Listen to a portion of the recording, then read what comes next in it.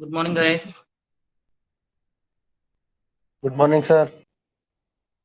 Good morning. Good morning, sir.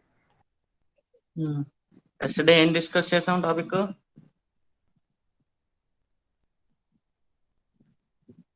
Hello, Supercharging, turbocharging. Super charging, turbo charging. Next engine lubrication systems గురించి discuss చేసుకున్నాం.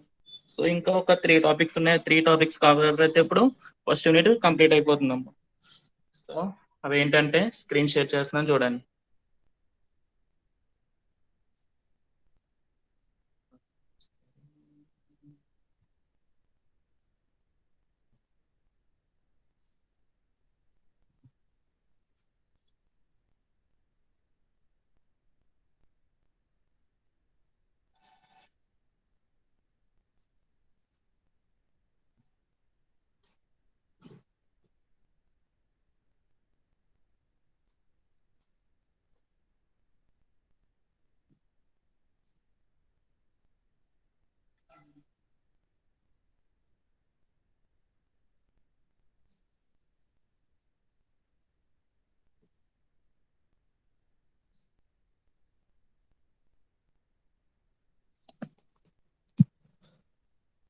Next topic crank ventilation.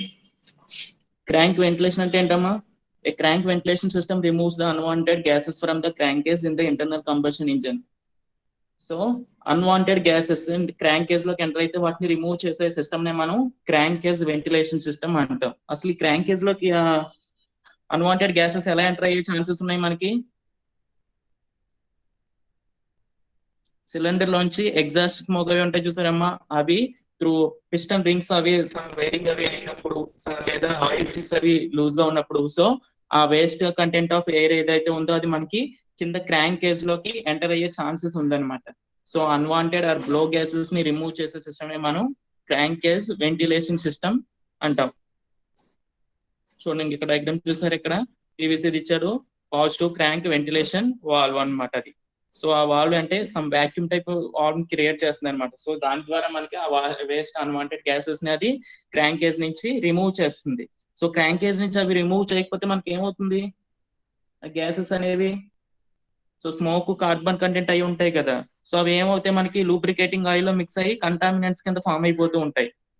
So అందువల్ల మనం ఆ waste gases అనేది remove చేయాలన్నమాట. Next engine service and repair. So your engine is the heart of your vehicle. It is one of the keeping things evolve along flowing.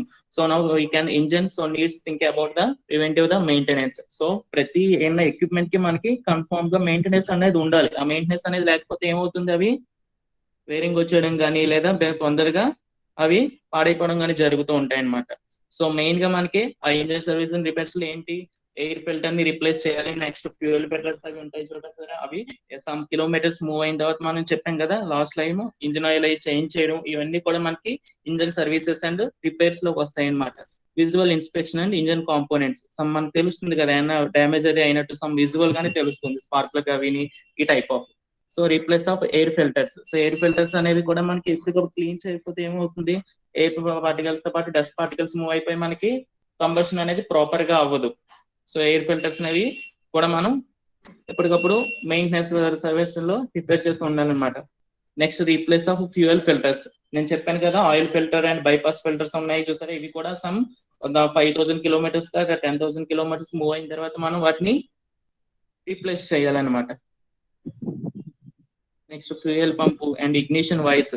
Some times అవి చూసారా మనకి spark plug దగ్గర అవి dust అయి పడేసినప్పుడు spark proper గా అవ్వకపోతే combustion అవితే మనకి vehicle అనేది స్టార్ట్ అవ్వదు. So ignition wires, spark plugs ఇవన్నీ కూడా మనం ఎప్పటికప్పుడు మెయింటెనెన్స్ చేస్తూ ఉండాలి. Next cylinder block reboring. So boring అనేది చూసారా, అప్పుడప్పుడు మనం ఇంజన్ బోరింగ్ వచ్చేసింది అంటాం.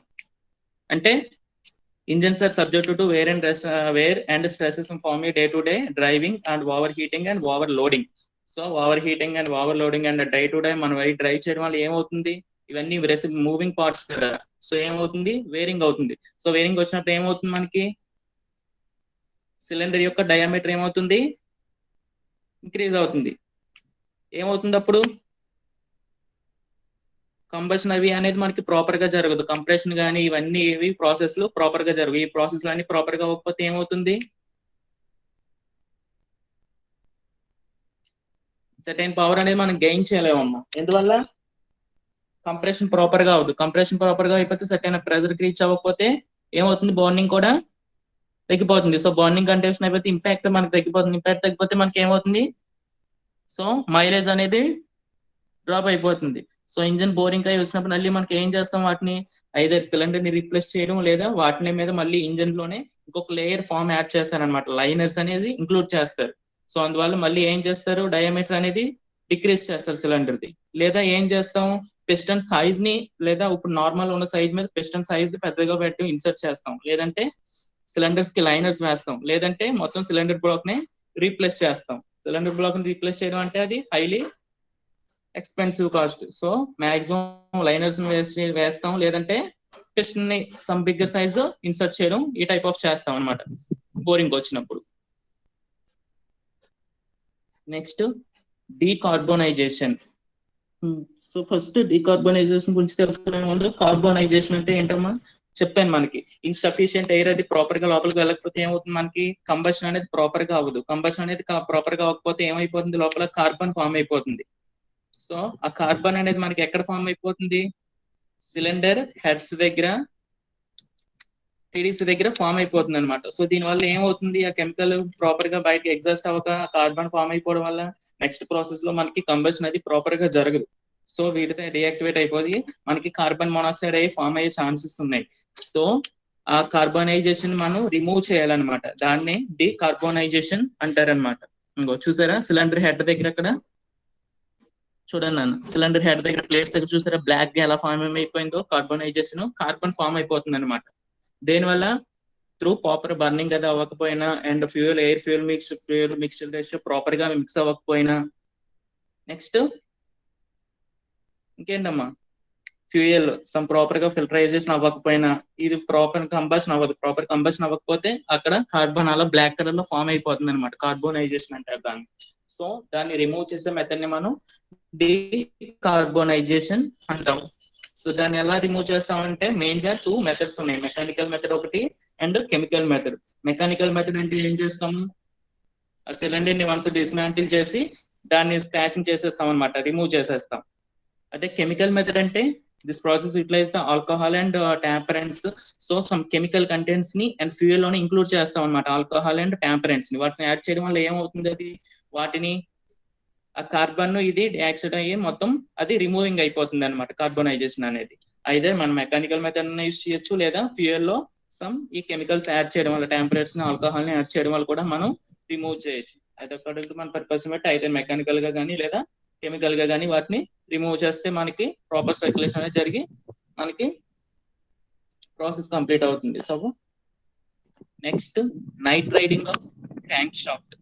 So night riding ante it is the heat treatment process that diffuses the nitrogen into the surface of metal to create a hardness to the surface. So మనం ఏదైనా manufacturing చేసిన తర్వాత, ఇప్పుడు ఇవి చూసారమ్మా క్రాంక్ కేస్ కానీ లేదా గేర్స్ కానీ, ఇవన్నీ ఎక్కువ మూవింగ్ పార్ట్స్. సో వీటి సర్ఫేస్ అనేది హార్డ్ గా ఉండాలి బాగా. సో హార్డనింగ్ కి మనం హీట్ ట్రీట్మెంట్ లో చేసే ప్రాసెస్ ని నైట్ రైడింగ్ అంటారు, with the presence of nitrogen gas. That's why called as the nitriding. So main గా వేటికి చేస్తున్నారు, అల్యూమినియం, టిటానియం అండ్ మాలిబ్డియం. ఏవైతే వీక్ గా ఉంటాయో మెటల్స్, వీటి అన్నిటికీ మనం నైట్ రైడింగ్ ఆపరేషన్ ని పెర్ఫామ్ చేస్తామని చెప్తారు. Night riding is the process to hardening the surface of the metal. The component I component uses the process of heat treatment. Crank shaft in the there increasing the wear and fatigue resistance. So మనకు ఆ crank shaft యొక్క wearing and fatigue resistance ని increase చేయడానికి మనం night riding ని use చేస్తాం అంటున్నారు. ఇంకా టైపికల్ గా వీటి నైట్ రైడింగ్ అనేది ఏ ప్రాసెస్ చేస్తారంటే, గేర్స్ కి, క్రాంక్ షాఫ్ట్ కి, క్యామ్ షాఫ్ట్స్ కి, ఫాలోవర్స్ కి, valve parts, extruding screws, die casting tools, forging tools, extrusion tools. చూసారు ఇవన్నీ ఏవైతే మూవింగ్ పార్ట్స్ ఎక్కువగా ఉంటాయో వాటి అన్నిటికీ కూడా మనం ఈ నైట్ రైడింగ్ ని అప్లై చేస్తున్నాం అనమాట. సో నైట్ రైడింగ్ చేయడం వల్ల ఏమవుతుంది, దాని యొక్క ఎక్స్టర్నల్ సర్ఫేస్ అనేది హార్డనింగ్ అవుతుంది అనమాట. వేరింగ్ అది మనకి డిక్రీజ్ అవుతుంది. ఓకేనమ్మా, క్లియర్? ఈ టాపిక్స్ లో ఏమైనా డౌట్స్ ఉన్నాయా, ఈ 4 టాపిక్స్ లోని? Clear, sir. Clear. I think, sir. ఈ 4 టాపిక్స్ తో మనకి ఫస్ట్ యూనిట్ కంప్లీట్ అయింది. So next second unit. Second unit ఏంటి మనకి?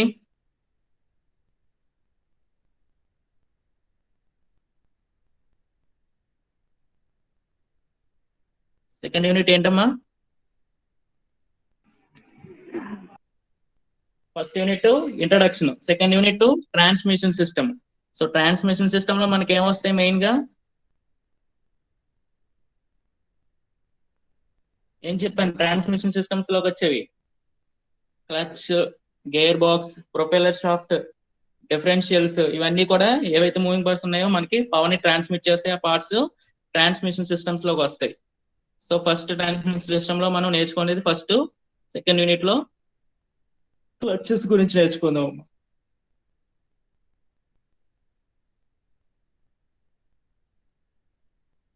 సెకండ్ యూనిట్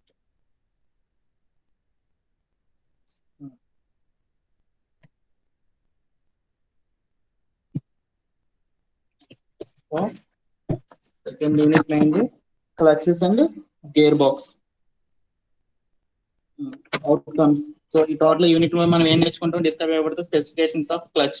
సో క్లచ్ అంటే ఏంటి, క్లచ్ యొక్క specifications and different types of clutches. Next అలాగే description of the gear box and different types of gear boxes. Next అలాగే propeller shafts and diffuser గురించి total గా ఈ సెకండ్ యూనిట్ లో మనం నేర్చుకుంటాం. So first of all clutch. Clutch అంటే ఏంటమ్మా అసలు? What is a clutch?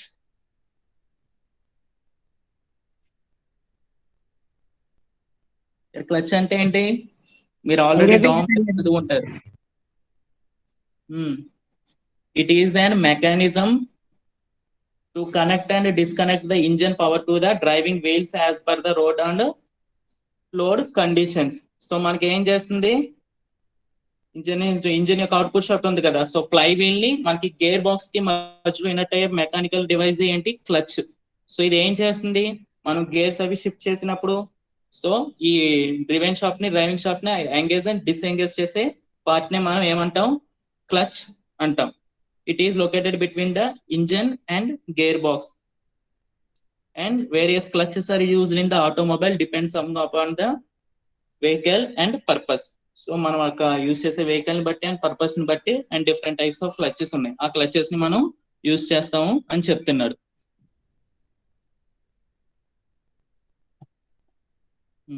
Principle of clutch.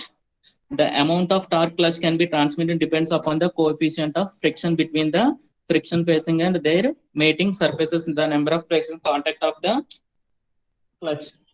So మనకి ఇక్కడ క్లచ్ దేని మీద డిపెండ్ గా ఉంటుంది అంటున్నాడు? ద కోఎఫిషియంట్ ఆఫ్ ఫ్రిక్షన్ అంటే ఈ ఫ్లై వీల్ కి ఈ క్లచ్ కి ఈ కాంటాక్ట్ అయ్యే ఆ సర్ఫేస్ ని బట్టి మనకి క్లచ్ అనేది డిపెండ్ అవుతుంది అంటున్నాడు. So number of contact faces friction పెరిగే కొద్దీ మనకి పవర్ ట్రాన్స్మిషన్ ప్రాపర్ గా అవుతుంది. అదే ఫ్రిక్షన్ లేకపోతే ఏమవుతుంది? మనకి ఇన్పుట్ నుంచి వచ్చే షాఫ్ట్ పవర్ అవుట్పుట్ కి రీచ్ అవ్వదు. సో మాక్సిమం ఫ్రిక్షన్ ఎక్కడైతే ఉంటుందో అప్పుడే మనకి ఈ ఇన్పుట్ నుంచి వచ్చే పవర్ అవుట్పుట్ షాఫ్ట్ కి ట్రాన్స్ఫార్మ్ అవుతుంది మనకి. సో మనకు ఫ్రిక్షన్ ఇంక్రీజ్ చేయాలంటే ఏం చేయాలి? సో ఏం చేయాలి? ఫ్లై వీల్ కి అండ్ కాంటాక్ట్ ప్లేట్ కి కాంటాక్ట్ అన్న ఇంక్రీజ్ చేయాలి, లేదా నెంబర్ ఆఫ్ క్లచ్ ప్లేట్స్ ని ఇంక్రీజ్ చేయడం వల్ల మనకి ఏమవుతుంది? మనకు రిక్వైర్డ్ టార్క్ రీచ్ అవుతాం అన్నమాట. So with the increase of diameter of the clutch increases the torque capacity. చూసారమ్మా, ఇంక్రీజ్ అంటే క్లచ్ డయామీటర్ ఇంక్రీజ్ చేస్తే మనకి ఏమవుతుంది అంటున్నారు? టార్క్ యొక్క కెపాసిటీ ఇంక్రీజ్ అవుతుంది అంటున్నారు. It does not increase the spring force. 2 or more clutches plates can be used in a form of multi-plate clutch, increasing the number of facing and torque capacity. అయితే చెప్పాను కదా, area of contact మనం పెంచడానికి ఏం చేస్తున్నాడు? ఇక్కడ number of clutch plate ని increase చేస్తున్నాడు, లేదా క్లచ్ ప్లేట్ యొక్క డయామీటర్ ని ఇంక్రీజ్ చేయాలి. సో డయామీటర్ ని ఇంక్రీజ్ చేయడం అనేది మనకి హైలీ ఇంపాసిబుల్. దానివల్ల ఏమవుతుంది? మళ్ళీ ఫ్లై వీల్ సైజ్ ఇంక్రీజ్ చేయాల్సి వస్తుంది, ఇవన్నీ ఇంక్రీజ్ చేయాల్సి వస్తుంది. సో దానివల్ల మనం ఏం చేస్తుంది? దానికి ఆల్టర్నేటివ్ గా నెంబర్ ఆఫ్ క్లచ్ ప్లేట్ ని యూజ్ చేస్తాం. సో మెయిన్ గా ద ఫంక్షన్స్ ఆఫ్ క్లచ్ ఏమవుతుందమ్మా? మెయిన్ గా 4 ఫంక్షన్స్ ఉన్నాయి క్లచ్ వి. It permits the smooth engagement and disengagement the select gears when the vehicle is stationary and engine is running. So మనకు engine యొక్క gears అవి changes చేసినప్పుడు smooth engagement చేయడానికి, disengagement చేయడానికి మెయిన్ గా క్లచ్ అనేది యూజ్ అవుతుందని చెప్తున్నాడు. It transmit the engine power in driving wheels without jerk while vehicle is set in the motion. So ఏదైతే వెహికల్ మనకి మూవ్ అవుతున్నప్పుడు మనకి గేర్స్ అవి చేసినప్పుడు అండ్ జర్క్స్ అవి లేకుండా స్మూత్ గా ప్రాపర్ ట్రాన్స్మిషన్ అవ్వడానికి కూడా ఈ క్లచ్ యూజ్ అవుతుందని చెప్తున్నారు. And it permits the changes of gears when the vehicle is motion. ఇంకేం చెప్తున్నాడు, వెహికల్ మోషన్ లో ఉన్నప్పుడు అండ్ గేర్స్ అవి చేంజ్ చేసేటప్పుడు ఇది పర్మిట్ చేస్తుందని చెప్తున్నారు. నెక్స్ట్ ఫోర్త్ ఫంక్షన్ వచ్చి it permits the stop the vehicle without engine cut off. So engine కూడా మనకి ఆఫ్ చేయకుండానే ఇది ఏం చేస్తుంది, ఆ ఫ్లై వీల్ ని అండ్ ఈ గేర్ బాక్స్ కనెక్షన్ ని డిస్కనెక్ట్ చేస్తుంది మనకి. So these are the main functions of the clutch అమ్మ. Layout of the clutch main గా ఏముంటాయి చూసారు, ఇక్కడ ఎల్లో కలర్ రింగ్ ఉంది, దో అది ఫ్లై వీల్. గ్రీన్ కలర్ ది clutch disc, next blue colour ది clutch cover and clips, nuts, bolts and clutch cover. These are the main layout of the clutch. Components of the clutch main గా ఏముంటాయి, components of the clutch అంటే throw out of the bearing. ఇక్కడ చూసారమ్మా red colour లో ఉంది చూసారా, దీన్ని throw out అంటే మనం పుష్ చేస్తాం కదా బేరింగ్, లేదా అక్కడ స్ప్రింగ్స్ కానీ లేదా అయితే మన అకార్డింగ్ టు పర్పస్ ని బట్టి యూస్ చేసుకోవచ్చు. నెక్స్ట్ డయాఫ్రాగ్మ్ స్ప్రింగ్ చూసారు, ఇక్కడ గ్రీన్ కలర్ ది ఒక ప్లేట్ కింద విజిబుల్ అవుతుంది, దాన్ని డయాఫ్రాగ్మ్ అంటారమ్మా. సో దీన్ని మనం ఏం చేస్తామంటే పుష్ చేసినప్పుడు అది మోషన్ బ్యాక్వర్డ్ గా ఉంటుంది అనమాట. సో అది బ్యాక్వర్డ్ అయినప్పుడు ఏమవుతుంది, అది డిసెంగేజ్ అవుతుంది అనమాట. ఇది ఏం చేస్తుంది, డిసెంగేజ్ ఫ్లై వీల్ ని అండ్ అక్కడ clutch plate and pleasure plate ని డిసెంగేజ్ చేస్తుంది అనమాట మనకి ఈ డయాఫ్రాగ్మ్ స్ప్రింగ్ అనేది యూస్ చేయడం. ఐదర్ అక్కడ స్ప్రింగ్స్ అనే యూస్ చేయొచ్చు, లేదా డయాఫ్రాగ్మ్ ప్లేట్ టైప్ ఉంటుంది అది దానైనా యూస్ చేయొచ్చు. Next pressure plate. సో ఇది ప్రెజర్ ప్లేట్ ఏం చేస్తుంది, ఆ క్లచ్ ప్లేట్ ని పుష్ చేసి ప్రెజరింగ్ గా హోల్డ్ చేస్తుంది అనమాట మనకి. Next types of clutches. Main గా క్లచెస్ మనకి ఎన్ని టైప్స్ ఉన్నాయంటే ఫ్రిక్షన్ టైప్. ఫ్రిక్షన్ టైప్ లో మళ్ళీ సబ్ క్లాసిఫికేషన్ ఏమున్నాయండి మనకి, single plate clutch, multi plate clutch, cone clutch. So next centrifugal clutch ఉంది, ఎలక్ట్రోమాగ్నెటిక్ క్లచ్ ఉంది, నెక్స్ట్ సెమీ సెంట్రిఫ్యూగల్ ఉంది, వాక్యూమ్ టైప్ క్లచెస్ ఉన్నాయి, హైడ్రాలిక్ క్లచెస్ ఉన్నాయి. బట్ మీకు సిలబస్ లో మెయిన్ గా ఇచ్చింది friction type clutch, centrifugal clutch, electromagnetic clutch. According to మన పర్పస్ ని బట్టి ఏ టైప్ ఆఫ్ క్లచ్ అనేది and vehicle depends upon the vehicle మనం ఒక క్లచ్ ని యూస్ చేస్తూ ఉంటాం.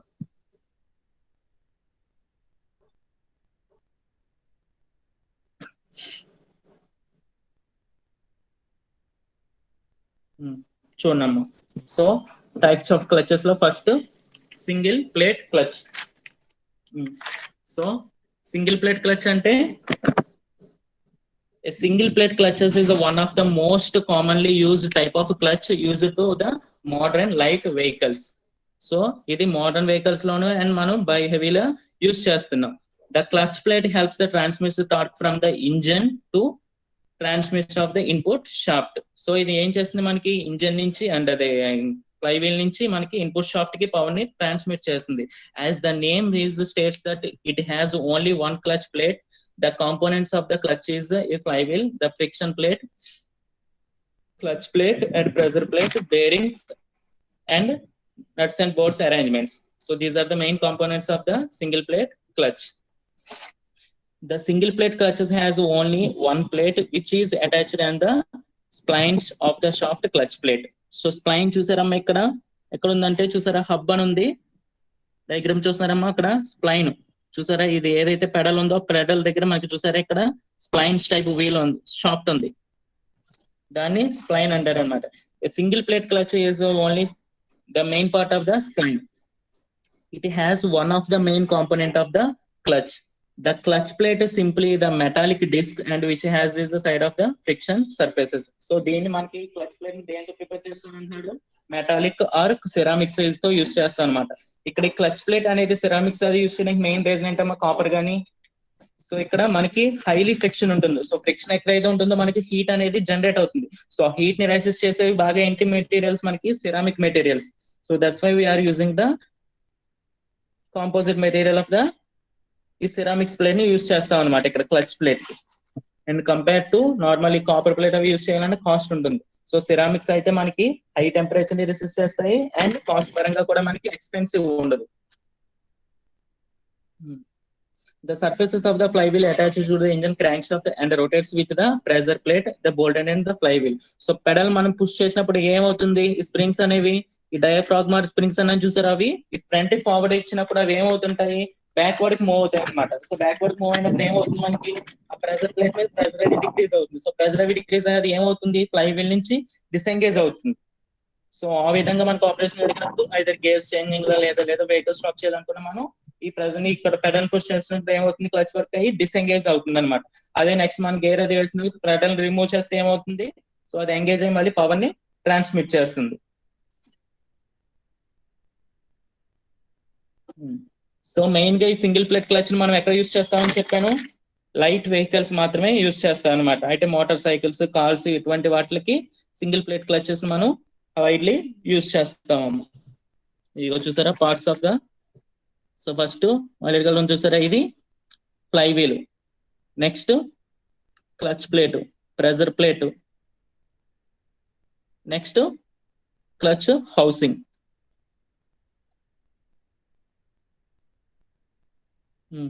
సో అందులో మళ్ళీ సింగిల్ ప్లేట్ క్లచ్ అయింది కదా, మరి next multi plate clutch. So multi plate clutch అంటే in this type of clutch has having used to the make frictional contact with the flywheel of the engine. This make transmits the power between the engines of transmits of the vehicle. The number of clutches means the more friction of the surface. To increase the number of friction surface also to increase the capacity of the transmission of the torque. So మనకి ఏంటి ఇక్కడ friction contact పెరిగే కొద్దీ మనకి torque transmission అనేది కూడా మనకి increase అవుతుంది అని చెప్తున్నాడు. అయితే మనం చెప్పాను కదా ఇప్పుడు డయామీటర్ ఇంక్రీజ్ చేయాలంటే ఏంటి, మళ్ళీ ఇంజిన్ సైజ్ అవన్నీ కూడా వ్యారీ అవుతాయి.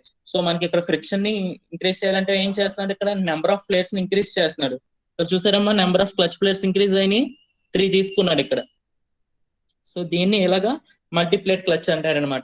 సో ఇవి ఎక్కడ యూస్ చేస్తామంటే మనం మల్టీప్లేట్ క్లచెస్ ని heavy commercial vehicles loan, racing cars loan and motor cycles transmitting at high torque. ఎక్కడైతే మనకి హై టార్క్ ని ట్రాన్స్మిట్ చేయాల్సి వస్తుందో అలాంటి వెహికల్స్ లో అది కూడా మనం వైడ్లీ మల్టీప్లేట్ క్లచ్ ని యూస్ చేస్తాం అనమాట. చూసారు ఇక్కడ డయాగ్రామ్ ఇచ్చారు చూడండి. So first fly wheel, engine shaft, frictional linings చూసారు ఇక్కడ. నెంబర్ ఆఫ్ మల్టీప్లేట్ క్లచ్ ఇది, నెంబర్ ఆఫ్ ప్లేట్స్ ఇచ్చాడు. సో ఐదర్ ఇక్కడ డయాఫ్రాగ్మ్ ప్లేట్ అన్నా తీసుకున్నాడు లేదా ఇక్కడ స్ప్రింగ్ టైప్ అన్నా యూస్ చేసుకుంటున్నాడు. అది ఫార్వర్డ్ పుష్ చేయడానికి, డిసెంగేజ్ చేయడానికి, ఎంగేజ్ చేయడానికి. Next cone clutch. This is also one type of the clutch. Cone clutch consist of the friction surface of in the form of cones. So ఇక్కడ మనకి తీసుకునే form of cones ని బట్టి దీన్ని name ఎలా వచ్చింది అన్నాడు, కోన్ క్లచ్ అని వచ్చింది అంటున్నాడు. The cone clutch has 2 conical surface of the transmitter of the torque. So ఇందులో మెయిన్ గా పార్ట్స్ ఏముంటాయి అంటే మనకి male cone and female cone అని ఉంటుంది అనమాట. ఇక్కడ ఫిమేల్ కోన్ అంటే మనకి ఫ్లై వీల్ కి కనెక్ట్ అయి ఉంటుంది. మేల్ కోన్ అనేది మనకి ఇన్పుట్ షాఫ్ట్ ఏదైతే ఉందో డ్రైవింగ్ షాఫ్ట్ కి కనెక్ట్ అవుతుంది. సో ఇక్కడ ఐదర్ డయాఫ్రాగ్మ్ కానీ యూజ్ చేయడు కానీ మాక్సిమం స్ప్రింగ్స్ యూజ్ చేస్తాడు మీ కోన్ టైప్ లో మనకి ఫార్వర్డ్ డైరెక్షన్ మూవ్ చేయడానికి. సో ఇక్కడ ఏంటి ఏరియా ఆఫ్ కాంటాక్ట్ ఇంక్రీజ్ చేయడానికి అక్కడ అయితే ప్లేట్స్ టైప్ ఉన్నాయి. సో ప్లేట్స్ టైప్ కాకుండా ఏరియా ఆఫ్ కాంటాక్ట్ ఇంక్రీజ్ చేయడానికి ఇక్కడ ఏం చేశాడు, ఆ ప్లేట్స్ ని కోన్ టైప్ తీసుకున్నాడు. సో ఆ కోన్స్ లో మళ్ళీ 2 సబ్డివైడ్ చేశాడు, ఫీమేల్ కోన్, మేల్ కోన్ కింద.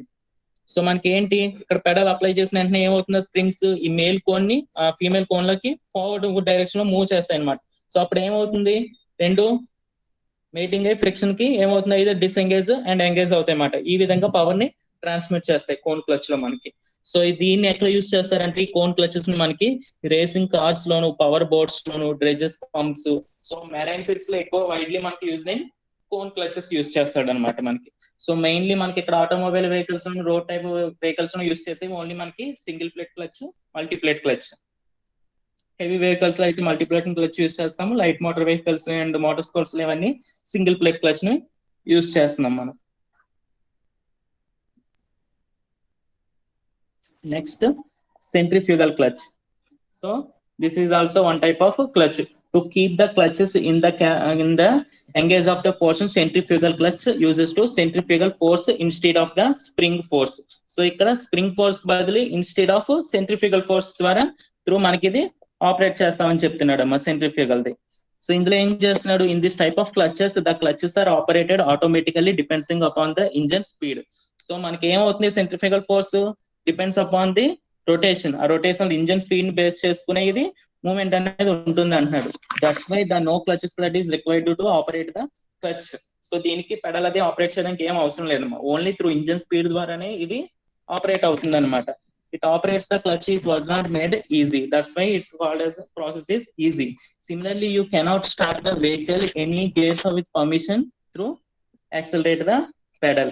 సో ఇందులో దీనికి సెపరేట్ గా మళ్ళీ పెడల్ అది అంటే ఆపరేటింగ్ అది ఏమి ఉండదు. ఇది మనకు మన ఓల్డ్ టీవీఎస్ బగ్స్ అవి చూసామా, వాటికి క్లచ్ అనేది ఉంటుందమ్మా, ఉండదు. అక్కడ ఏం యూజ్ చేస్తాడు, ఈ సెంట్రిఫ్యూగల్ క్లచెస్ మాత్రమే యూజ్ చేస్తాడు. ఇది ఆటోమేటిక్ గా స్పీడ్ బేస్ చేసుకుని అది టర్నింగ్ అనే స్ప్రింగ్స్ అండ్ మూవ్మెంట్ అనేది రెడ్యూస్ డిక్రీజ్ అవుతుంది అనమాట. సో ఈ విధంగా మనకి ఈ క్లచ్ అనేది ఆపరేట్ అవుతుంది.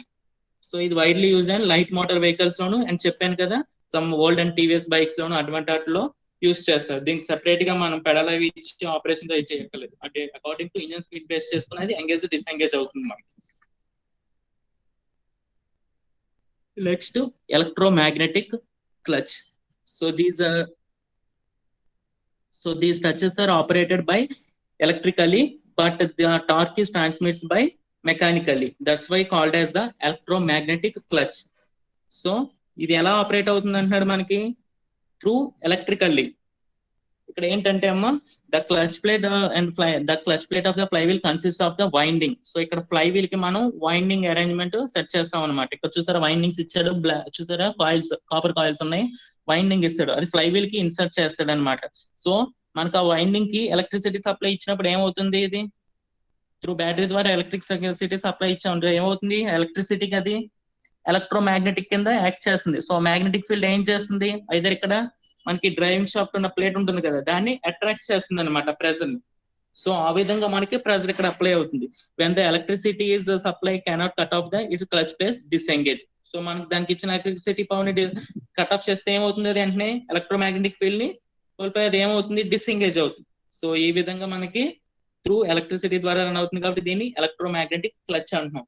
సో మనకి ఇది ఏంటంటే ఆపరేటింగ్ అనేది ఇక్కడ లాంగ్ డిస్టెన్స్ లో అది ఉండి ఆపరేట్ చేసేటప్పుడు ఇవన్నీ కూడా మనకి ఈ ఎలక్ట్రోమాగ్నెటిక్ క్లచ్ ను వైడ్లీ యూజ్ చేస్తాం అనమాట.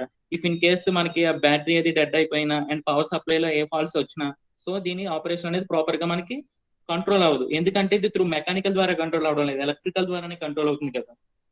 సో ఈ క్లచెస్ కి ఎక్కువ మెయింటెనెన్స్ అనేది ఉండాలన్నమాట. ఎలక్ట్రిసిటీ ప్రాపర్ గా ఫ్లో అవుతుందా లేదా, అండ్ వైండింగ్స్ అవి కాపర్ కాయిల్స్ అవి ప్రాపర్ గా ఉన్నాయి లేదా, వీటికి మెయింటెనెన్స్ ఎక్కువ ఉంటుంది. కంపేర్ టు మెకానికల్ క్లచెస్ చూసుకుంటే ఎలక్ట్రోమాగ్నెటిక్ క్లచ్ కి కొంచెం మెయింటెనెన్స్ అది హెవీగా ఉంటుంది అనమాట.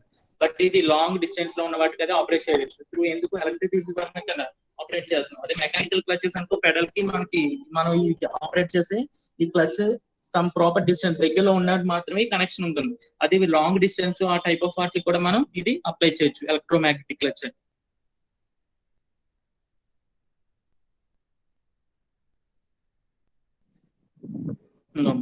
చూసారు ఇక్కడ డిసెంగేజ్ అయినప్పుడు ఇక్కడ ఎల్లో కలర్ వచ్చి ఫ్లై వీల్,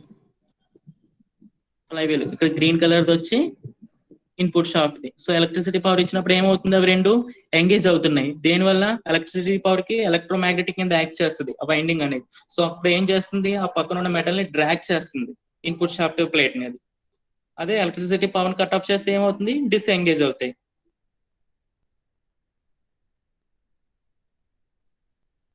ఓకే అమ్మా, ఇక్కడతో క్లచెస్ టాపిక్ కంప్లీట్ అయింది. ఏమైనా డౌట్స్ ఉన్నాయి క్లచెస్ లో, remaining gear box next class లో చెప్తాను. No, sir. Okay sir. ఒకసారి యానిమేషన్ వీడియో అయి చూపిస్తాను, క్లియర్ గా మీకు అర్థం అవుతుంది చూడండి క్లచెస్.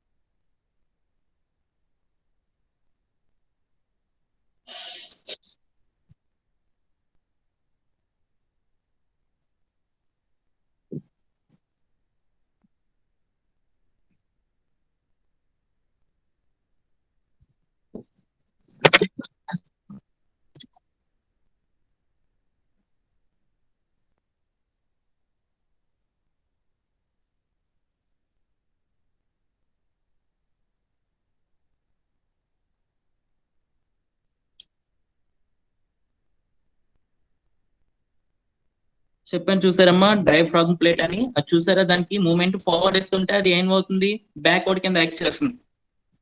సో ఆ విధంగా ప్రెస్సింగ్ అనేది ఉంటుంది అనమాట.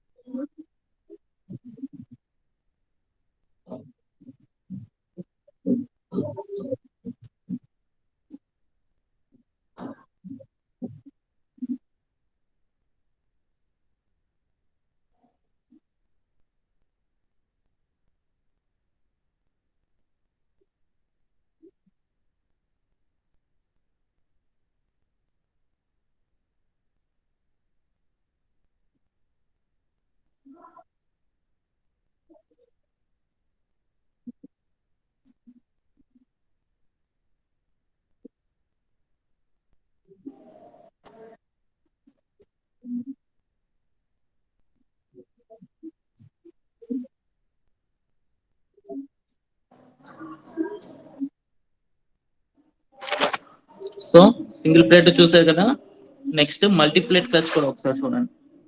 సో ఇక్కడ నెంబర్ ఆఫ్ ప్లేట్స్ ఇంక్రీజ్ చేస్తున్నారు ఇక్కడ.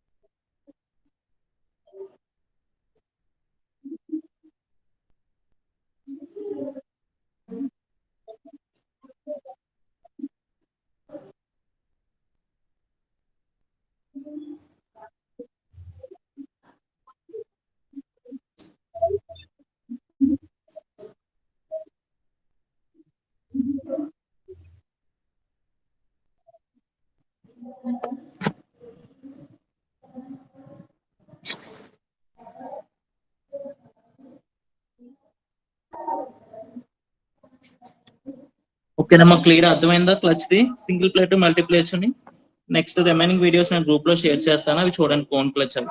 సో సింగిల్ ప్లేట్ వచ్చి మనకి ఏం చేస్తాము, లైట్ మోటార్ వెహికల్స్ కి యూస్ చేస్తున్నాం. అదే మల్టీప్లేట్ క్లచ్ అయితే హెవీ వెహికల్స్ అవి యూస్ చేస్తున్నాం. నెక్స్ట్ కోన్ క్లచెస్ వచ్చి రేస్ కార్స్ లోను, power boats and marine fields లో వైడ్లీ కోన్ క్లచెస్ ని యూస్ చేస్తున్నాం. సెంట్రిఫ్యూగల్ వచ్చి ఇది ఆటోమేటిక్ ట్రాన్స్మిషన్ లో యూస్ చేస్తాం. మనకి ఇదివరకు చెప్పాను కదా, టీవీఎస్ బైక్స్ లోను అలాంటి దాంట్లో ఓల్డెన్ డేస్ లోనే యూస్ చేసాం.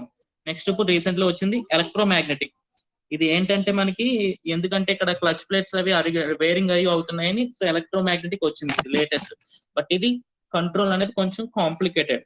చెప్పాను కదా, పవర్ సర్క్యూట్ అది ప్రాపర్ పవర్ అది అందకపోయినా ఏమవుతుంది మనకి, ఇది ఏమవుతుంది అప్పుడు ప్రాపర్ ప్రాసెస్ అవ్వదు, మనకి ఎలక్ట్రోమాగ్నెటిక్ ఫీల్డ్ వర్క్ అవ్వదు కదా ఎలక్ట్రిసిటీ లేకపోతే. సో బ్యాటరీ డెడ్ అయినప్పుడు లేదా పవర్ సర్క్యూట్ ఇచ్చినప్పుడు, సో ఇది కొంచెం కాంప్లికేటెడ్ అవుతుంది కంట్రోలింగ్ అనేది. Through remaining centrifugal, mechanical and cone clutch ఇవన్నీ ఏంటి మనకి, మెకానికల్ కంట్రోల్ ఉంది కాబట్టి మనం కంట్రోల్ చేయొచ్చు. బట్ ఇందులో వేరింగ్ అనేది ఉంటుంది ఫ్రిక్షన్ వల్ల. అదే ఎలక్ట్రోమాగ్నెటిక్ అనేది వేరింగ్ ని మనం ప్రివెంట్ చేయొచ్చు. These are the main reasons.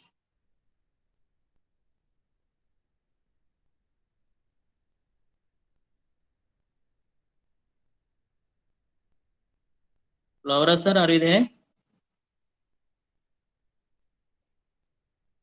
Hello. Hello, sir. Good morning. Yes, sir. Okay, you will take the class, sir. After completion of class, please Yes, stopping the recording, sir. Yeah, okay, sir. Thank you. Okay.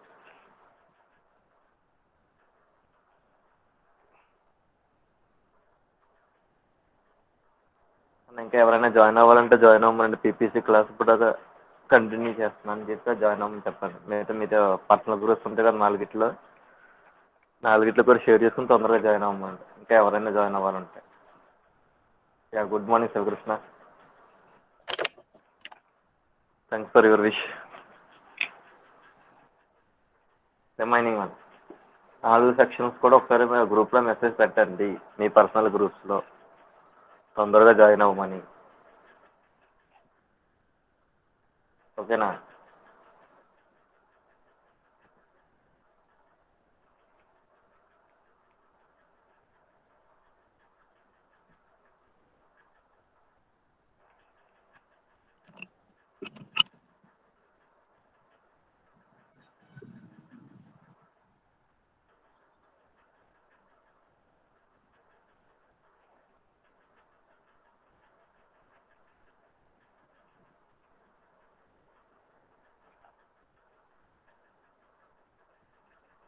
Total అంటే 28 members వచ్చారు.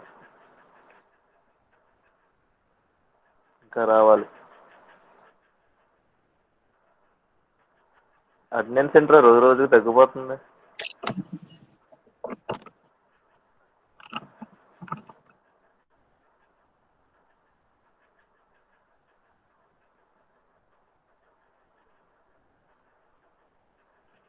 నువ్వు ఉన్నావా?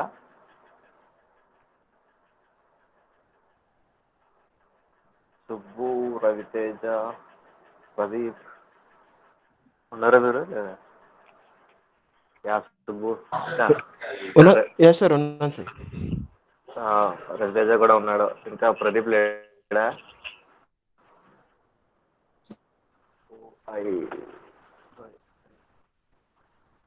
Wait చేద్దామా, start చేసుకుందామా? Start చేయండి sir. ఎవరో రారంటారా? ఇంకెవరున్నా?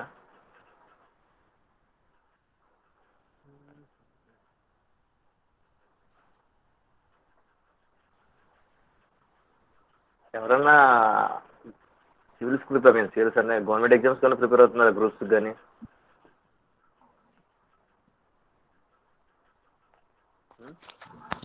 Sir actually civils prepare అవుదామని చెప్పేసి అనుకుంటున్నాను సార్. ఓకే, మంచిదే థాట్. ఎప్పటి నుంచి ప్రిపేర్ అయితే అవుతుంది. అంటే యాక్చువల్లీ నాకు ఇంకా ఓకే సబ్జెక్ట్స్ సార్. చాలా ఉన్నాయి సార్. సో బ్యాక్లాగ్స్ చాలా ఉన్నాయి అవన్నీ. అదే మీకు ఆల్రెడీ ఇంతకు ముందే డిప్లొమా చెప్పాను. హోల్డర్ ఏమో కదా? అవును సార్, అవును సార్. డిప్లొమా హోల్డర్ ఏమో కదా? Yes sir. పర్లేదులే, క్లియర్ చేస్తావు నువ్వు. అంటే ఎలా ఉంటుందంటే సార్, ఇంటి దగ్గర ప్రిపేర్ అవుతున్నాను కాబట్టి చాలా డౌట్స్ వస్తున్నాయి సార్. అది క్లారిఫికేషన్కి కొద్దిగా ఇబ్బంది అవుతుంది. ప్రాబ్లమ్స్లో కావచ్చు, ఇంకేటైనా కావచ్చు. క్లారిఫికేషన్స్ ఇబ్బంది అవుతుందంటే నువ్వు లైవ్ క్లాస్ ఇంటరాక్ట్ అయితే సరిపోతుంది. యూపీఎస్సీ ఎలా సార్? కొన్ని యాప్స్ ఉన్నాయి కదా, టెక్స్ట్ బుక్స్ మనకి కొన్ని యాప్స్ ఉన్నాయి కదా. అవును సార్. టెక్స్ట్ బుక్ ఒకటే లింక్, లింక్ నీకు ఒకవేళ సబ్జెక్ట్ పరంగా కాకుండా ఇండస్ట్రియల్ పరంగా ఏమైనా డౌట్స్ వస్తే నువ్వు లింక్డ్ఇన్లో ఎవరినన్నా సరే డైరెక్ట్ నీ థాట్ ఏమవుతుందో కొన్ని గ్రూప్స్ ఉంటాయి. ఒక్కో ఓకే. సబ్జెక్ట్కి ఒక్కో గ్రూప్ కింద ఉంటుంది. నీకు ఏ సబ్జెక్ట్ అయినా అర్థం కాకుండా లేదంటే ఏ ప్రాబ్లంలో డౌట్ వచ్చింది అనుకో సివిల్స్ లెవెల్లో, నువ్వు అందులో పోస్ట్ చేస్తే దానికి ఆన్సర్ వాళ్ళు పోస్ట్ చేస్తారు ఖచ్చితంగా. Okay sir. ఇంకా నీకు ఇలాగ గ్రూప్స్ కింద ప్రిపేర్ అవుతుందని ఇలాగ నాకు అర్థమెటిక్, రీజనింగ్ ఇలా ఇటువంటిది అన్న ఏమైనా డౌట్స్ ఉన్నాయనుకుంటే కనుక ప్రస్తుతానికి కరోనా వల్ల ఏంటంటే అన్ని ఆన్లైన్ క్లాసెస్ వచ్చినాయి, లైవ్ ఇంటరాక్షన్. అవును సార్, అవును సార్. సో నువ్వు అలా ఏమన్నా ట్రై చేస్తే నీకు అవుతుంది. టెక్స్ట్ బుక్ వల్ల కూడా లైవ్ కోర్సెస్ స్టార్ట్ చేశారు, బైజూస్ కానీ. ఇది ఇవన్నీ చూడు, అన్అకాడమీ కూడా ప్రీమియం ఓకే ప్లాన్స్ కదా ఏమైనా సార్? తక్కువ. అన్అకాడమీ కూడా ఓకే. Okay so sir. నువ్వు లేదా వాళ్ళతో లైవ్ క్లాసెస్లో ఇంటరాక్ట్ అయితే నీకు ఏమన్నా క్లారిఫై చేస్తాను. Okay sir. ఓకేనా? ఓకే. దాంతోపాటు ఇది మేనేజ్ చేసుకుంది, కానీ ఇది కూడా కంప్లీట్ చేయాలి. అవును సార్. ఓకే, సివిల్స్ అంటే ఏ services? Sir UPSC CSC sir, civil service UPSC examination. Civil services మొత్తం ఎన్ని ఉన్నాయి?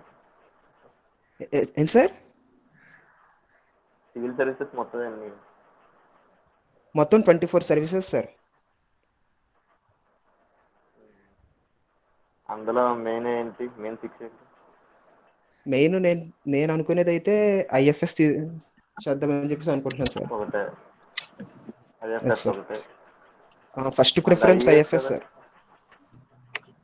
ఐఈఎస్ ఇండియన్ ఇంజనీరింగ్ సర్వీసెస్, అది యూపీఎస్సీ కండక్ట్ చేస్తుంది. బట్ ఇది మొత్తం కూడా ఇంజనీరింగ్ సబ్జెక్ట్స్ మీద డిపెండ్ అయి ఉంటుంది sir. Forest service IFS, Indian foreign service sir. IRS, Indian revenue service అది సెంట్రల్ సర్వీస్. ఉంటుంది. Yes sir. నువ్వు సెలెక్ట్ చేసుకోవచ్చు, అది కూడా ఒకటే. సరే, ఇంకా రిమైనింగ్ అంటే మనకు వచ్చే ర్యాంక్ బట్టి వారు ప్రిఫర్ చేస్తారు. అదే నువ్వు సెలెక్ట్ చేసుకోవచ్చు. నీకు ఒక ఇన్కేస్ క్వాలిఫై అయ్యే ర్యాంక్ వస్తే నువ్వు ఏదైనా నీకు ఏ సర్వీస్ కావాలంటే ఆ సర్వీస్ సెలెక్ట్ చేసుకోవచ్చు, దాంట్లో ఇబ్బంది లేదు. Yes sir. అంటే లెస్ దాన్ 100 లోపల ర్యాంక్ వస్తే మనం సెలెక్ట్ చేసుకోవచ్చు సార్, ఏ సర్వీస్ కావాలంటే అది. అంతకంటే ఎక్కువ వస్తే కనుక వాళ్ళే మనకు ప్రిఫర్ చేస్తారు. ఆపర్చునిటీస్ తగ్గిపోతుంది, ఐ మీన్ ఆప్షన్స్ తగ్గిపోతుంటాయి. అవును సార్. సార్ సివిల్స్ పైగా ప్రిపేర్ అవ్వాలంటే సార్ వీరిద్దరు సార్ మీరు ఉన్నారా? ఉన్నా. ఓకే సార్, అదే ఏంటి 2 సార్లు మైక్ సింబల్ వస్తుందని చూస్తున్నాం sir. Okay. Remaining one sir civils ఏం ప్రిపేర్ చేద్దాం అవ్వాలంటే అనుకుంటున్నారు? మొత్తం ఇండియా మొత్తం చదవాలి కదా సార్? ఇండియా మొత్తం బయోడేటా మొత్తం చదవాలి కదా? రివర్స్ మొత్తం అండ్ హిస్టరీ, చదవాలి. ఎకనామీ. పాలిటీ, ఎకనామీ ఇవన్నీ కూడా గ్రిప్ ఉండాలి మరి సివిల్స్ అంటే. అదే సివిల్స్ ఫస్ట్ అటెంప్ట్ లో కొట్టడం చాలా కష్టం. మినిమం 3 అటెంప్ట్స్ అయితేనే కానీ క్వాలిఫై అవ్వరు. అవును సార్. సో నువ్వు సివిల్స్ కన్నా ఐఏఎస్ కి ప్రిఫరెన్స్ ఎవరు Raviteja? Sir already actually first అంటే ఐఏఎస్ ప్రిపేర్ అవ్వాలంటే కంప్లీట్లీ డిపెండింగ్ అపాన్ మన మెకానికల్ సబ్జెక్ట్స్ సార్. అవును, నువ్వు ఆల్రెడీ చదువున్నావు కాబట్టి ఇప్పుడు గ్రిప్ అవును, ఉంది. అందుకే నువ్వు మళ్ళీ ఆ ఎకనామీ, జోగ్రఫీ ఎంత నేర్చుకోవాలంటే ఇంకొంచెం కాంప్లికేటెడ్. నువ్వు దాని మీదే ఒక 2-3 ఇయర్స్ ఇది కాదనుకుని కూర్చుంటేనే పని అవుతుంది. ఇది అంటే ఆల్రెడీ నేను నువ్వు ఏంటో నేర్చుకున్న హిస్టరీ చాలా సబ్జెక్ట్, పెద్ద సో కొంచెం సముద్రం సార్ రివైజ్ ఇది. చేసుకుంటే సరిపోద్దని నా థాట్. అది లేదు నీకు ఓకే ఇంట్రెస్ట్ సార్, ఉందంటే థ్యాంక్ యూ. బాగా కష్టపడాలి. ఒక 2-3 ఇయర్స్ నీది కాదనుకునే ఇంకా వాటి మీద ఉండాలి నువ్వు సివిల్స్ అయితే. Yes sir. అంటే అది నేను యాక్చువల్లీ దేనికైనా డిగ్రీ నేను కావాలి, అది కూడా గుర్తుపెట్టుకో. అంటే జాబ్ హోల్డర్ గా జాయిన్ అయ్యాను సార్ నేను ఇందులో. ఆ, అయితే నేను ఫస్ట్ నుంచి కూడా ఇంజనీరింగ్ మీద అంత ప్రిఫర్ చేయలేదు. అంటే నాకు కుదిరేది కాదు ఎగ్జామ్స్ అటెండ్ అవ్వడానికి ఇంక ఇలాగా. ఓకే. సో నేను ఇప్పుడు స్టార్ట్ చేశాను సార్ ప్రిపేర్ అవడం ఇంజనీరింగ్ బీటెక్. సో ఇప్పుడు నుంచి ప్రిపేర్ అవుతున్నాను. సో ఐఏఎస్ ప్రిపేర్ అవ్వాలంటే చాలా డెప్త్ లోకి వెళ్ళాలి సార్. నేను ఒక్కడిని ఇంటి దగ్గర ప్రిపేర్ అవ్వాలి అంటే చాలా కష్టం. అందువల్లే నేను అది ప్రిఫర్ చేయట్లేదు సార్. ఓకే, నాకు కరెక్ట్. మరి చాలా ఐఎఫ్ఎస్ చాలా చదవాలనుకుంటున్నా కదా, దానికి ఎఫర్ట్స్ పెడతాను మరి. సార్ లేదు, నేను స్టూడెంట్ ఐఎఫ్ఎస్ చదవాలనుకుంటున్నా, దానికి ఎఫర్ట్స్ పెడతాను మరి. ఇంజనీరింగ్ ఇంతవరకు చదవలేదు కదా, దానికి ఎఫర్ట్స్ ఎప్పటి నుంచి పెడతాను దానికి? నేను ఏమంటానంటే నువ్వు ఇంజనీరింగ్ ఇప్పటి వరకు చదవలేదు అంటున్నావు. ఇప్పుడు సబ్జెక్ట్ అవగొట్టుకోవడానికి అలాగే దీని మీద సమ్ కాన్సన్ట్రేషన్ చేస్తున్నావు. అవును సార్. కొంచెం ఎఫర్ట్ పెడితే కొంచెం ఐఏఎస్ గెయిన్ చేయగలుగుతావు. ఐఏఎస్ కన్నా నా థాట్ అది. Okay sir. ఇప్పుడు నీకు ఇప్పుడు ఐఏఎస్ సివిల్ అనేది మొత్తం తెలియని సబ్జెక్ట్, ఇప్పుడు మొత్తం నేర్చుకోవాలి. నువ్వు ఫస్ట్ ఏంటి డిగ్రీ కోసం ఇంజనీరింగ్ మీద ఎలాగ కాన్సన్ట్రేషన్ చేస్తున్నావు, దీని మీద ఇంకొంచెం ఎఫర్ట్ పెడితే ఇదే కొంచెం ఈజీగా గెయిన్ చేస్తావు కదా నేను అనేది. అది అంతకు మించి ఏం కాదు. ఇప్పుడు డిగ్రీ అవగొట్టడానికి ఇంజనీరింగ్ సబ్జెక్ట్స్ మీద కాన్సన్ట్రేట్ చేస్తున్నావు. ఇప్పుడు మళ్ళీ నువ్వు ఎకనామీ, జియోగ్రఫీ, హిస్టరీ అవన్నీ కూడా స్టార్టింగ్ లెర్నింగ్ స్టేజ్ నుంచి నేర్చుకుంటూ రావాలి మళ్ళీ ఇప్పుడు. అదే నీకున్న టైం బట్టి అది చూస్ చేసుకో అంటున్నా. అర్థమైందా? నేనేదో ఐఏఎస్ అన్నాను కదా అని కాదు. నీకున్న ఎన్విరాన్మెంట్ బట్టి, నీకున్న టైంని బట్టి అండ్ నీ నాలెడ్జ్ ని బట్టి అది డిసైడ్ అవ్వ నేను అనేది. అది అంతకు మించి ఏం కాదు. Okay okay, thank you sir. Okay sir, thank you sir. యాక్చువల్గా ఏంటంటే సార్ చూస్ చేసింది చాలా బెటర్. ఎందుకు అంటే ఈ హిస్టరీ, పాలిటీ అనేది ఒక పెద్ద సముద్రం. అది అందులో నుంచి చాలా సంవత్సరాలు పెట్టి అలా ఇద్దరే ఉంటారు. అది ఈజీగా గెయిన్ చేయడం, ఈజీగా మార్క్స్ గెయిన్ చేయడం అంటే చాలా కష్టం. అది మన సబ్జెక్ట్ లో నువ్వు ఈజీగా గెయిన్ చేయొచ్చు. ప్రతిరోజు క్లాసేనా? లాస్ట్ లో మాట్లాడుకోండి సార్. మళ్ళీ సరే సరే సుబ్బు, ఎకనామిక్ ఆర్డర్ క్వాంటిటీ దగ్గరికి వద్దాం. వెయిట్ ఒక్క నిమిషం, స్క్రీన్ షేర్ చేస్తాను.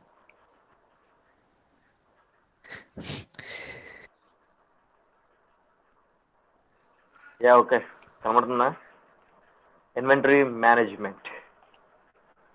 సుబ్బు కనిపిస్తుందా? సార్. సో ఏంటంటే మనకి థర్డ్ యూనిట్ లో మిగిలిపోయింది ప్రాబ్లమేటిక్ పార్ట్ ఒకటే మిగిలిపోయింది, మిగిలిందంతా అయిపోయింది. ఓకేనా? సో ఈ థర్డ్ యూనిట్ లో మిగిలిపోయిన పార్ట్ లో ప్రాబ్లమేటిక్ అంటే 2 టైప్స్ ఆఫ్ ప్రాబ్లమ్స్ ఉంటాయి. ఏబిసి అనాలిసిస్ ఒకటి, ఈఓక్యూ మోడల్ ఒకటి.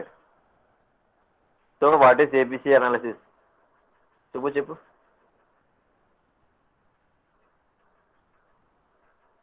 ఏబిసి అనాలిసిస్ అంటే ఏమిటి? లాస్ట్ క్లాస్ లో చెప్పినట్టు గుర్తు. లాస్ట్ క్లాస్ కదా, before last class. What is ABC analysis? Okay, మర్చిపోయి ఉంటారు, చెప్తాను చూడండి. ఏబిసి అనాలిసిస్ అంటే నథింగ్ బట్ ఏముండదు, always better control. ABC always better control అంటే ఏంటి? ఒక ఇండస్ట్రీలో ఏదైనా సరే ప్రొడక్షన్ జరుగుతున్నప్పుడు దాని యొక్క డిమాండ్ ఎంత ఉంది మార్కెట్లో, ఇవన్నీ మనం మనం తెలుసుకుంటాం కదా. డిమాండ్ ఫోర్కాస్ట్ చేస్తాము, కస్టమర్ నీడ్ ఎంత ఏముందో తెలుసుకుంటాము, దాన్ని బట్టి ప్రొడక్షన్ చేస్తాం కదా. సో ఇది ఎప్పుడు బెటర్గా అంటే ది క్వాలిటీ కంట్రోల్ అనేది ఎక్కువగా ఉండేది. ఆల్వేస్ బెటర్ కంట్రోల్ అంటే ఏంటి? ఇప్పుడు ఇన్వెంటరీ ఐటమ్స్ ఏబిసి వచ్చేసరికి ఏంటంటే ఇప్పుడు ఒక ఇండస్ట్రీ, ఒక మ్యానుఫ్యాక్చరింగ్ ప్లాంట్ ఉంది. ఒక మ్యానుఫ్యాక్చరింగ్ ప్లాంట్ ఉందంటే బయట డిమాండ్ ఉన్న ప్రొడక్ట్స్ ఉంటాయి. డిమాండ్ ఉన్న ప్రొడక్ట్స్ రేట్ తక్కువ ఉండొచ్చు. అంటే ఏంటి, ఇప్పుడు బయట నాకు ఒక ఆటోమొబైల్ ఉందిరా, అది ఒక బైక్స్ అవ్వచ్చు, లేదంటే ఒక మొబైల్స్ అవ్వచ్చు. ఏ మొబైల్స్ అయినా సరే లేదా బైక్స్ అయినా కానీ దాని డిమాండ్ బట్టే కదా మనం ప్రొడక్ట్ చేస్తాము. ఇప్పుడు డైలీ సేల్ అవుతుంది ప్రొడక్ట్, ఎలా చెప్దామంటే లాస్ట్ టైం చెప్పాం కదా నట్స్ అండ్ బోల్ట్స్ గురించి. సేమ్ అదే మళ్ళీ ఎగ్జాంపుల్ గా చెప్పుకుందాం. నట్స్ అండ్ బోల్ట్స్ అనేది ఎలా ఉంటుంది, దాని ప్రైస్ అనేది ఎలా ఉంటుంది, చీపర్. ఓకే, దాని ప్రైస్ తక్కువగా ఉంటుంది, కానీ ప్రొడక్ట్స్ అనేది డిమాండ్ ఎలా ఉంటుంది, డిమాండ్ ఎక్కువగా ఉంటుంది. సో ఏంటి, ఇక్కడ మనం ఏం చేస్తాం, ప్రైస్ అనేది తక్కువగా ఉంటుంది, డిమాండ్ అనేది ఎక్కువ ఉంటుంది. అంటే ఏంటి, ఇది ఒక కేటగిరీ, ఇది సి కేటగిరీ కింద ఉంటుంది.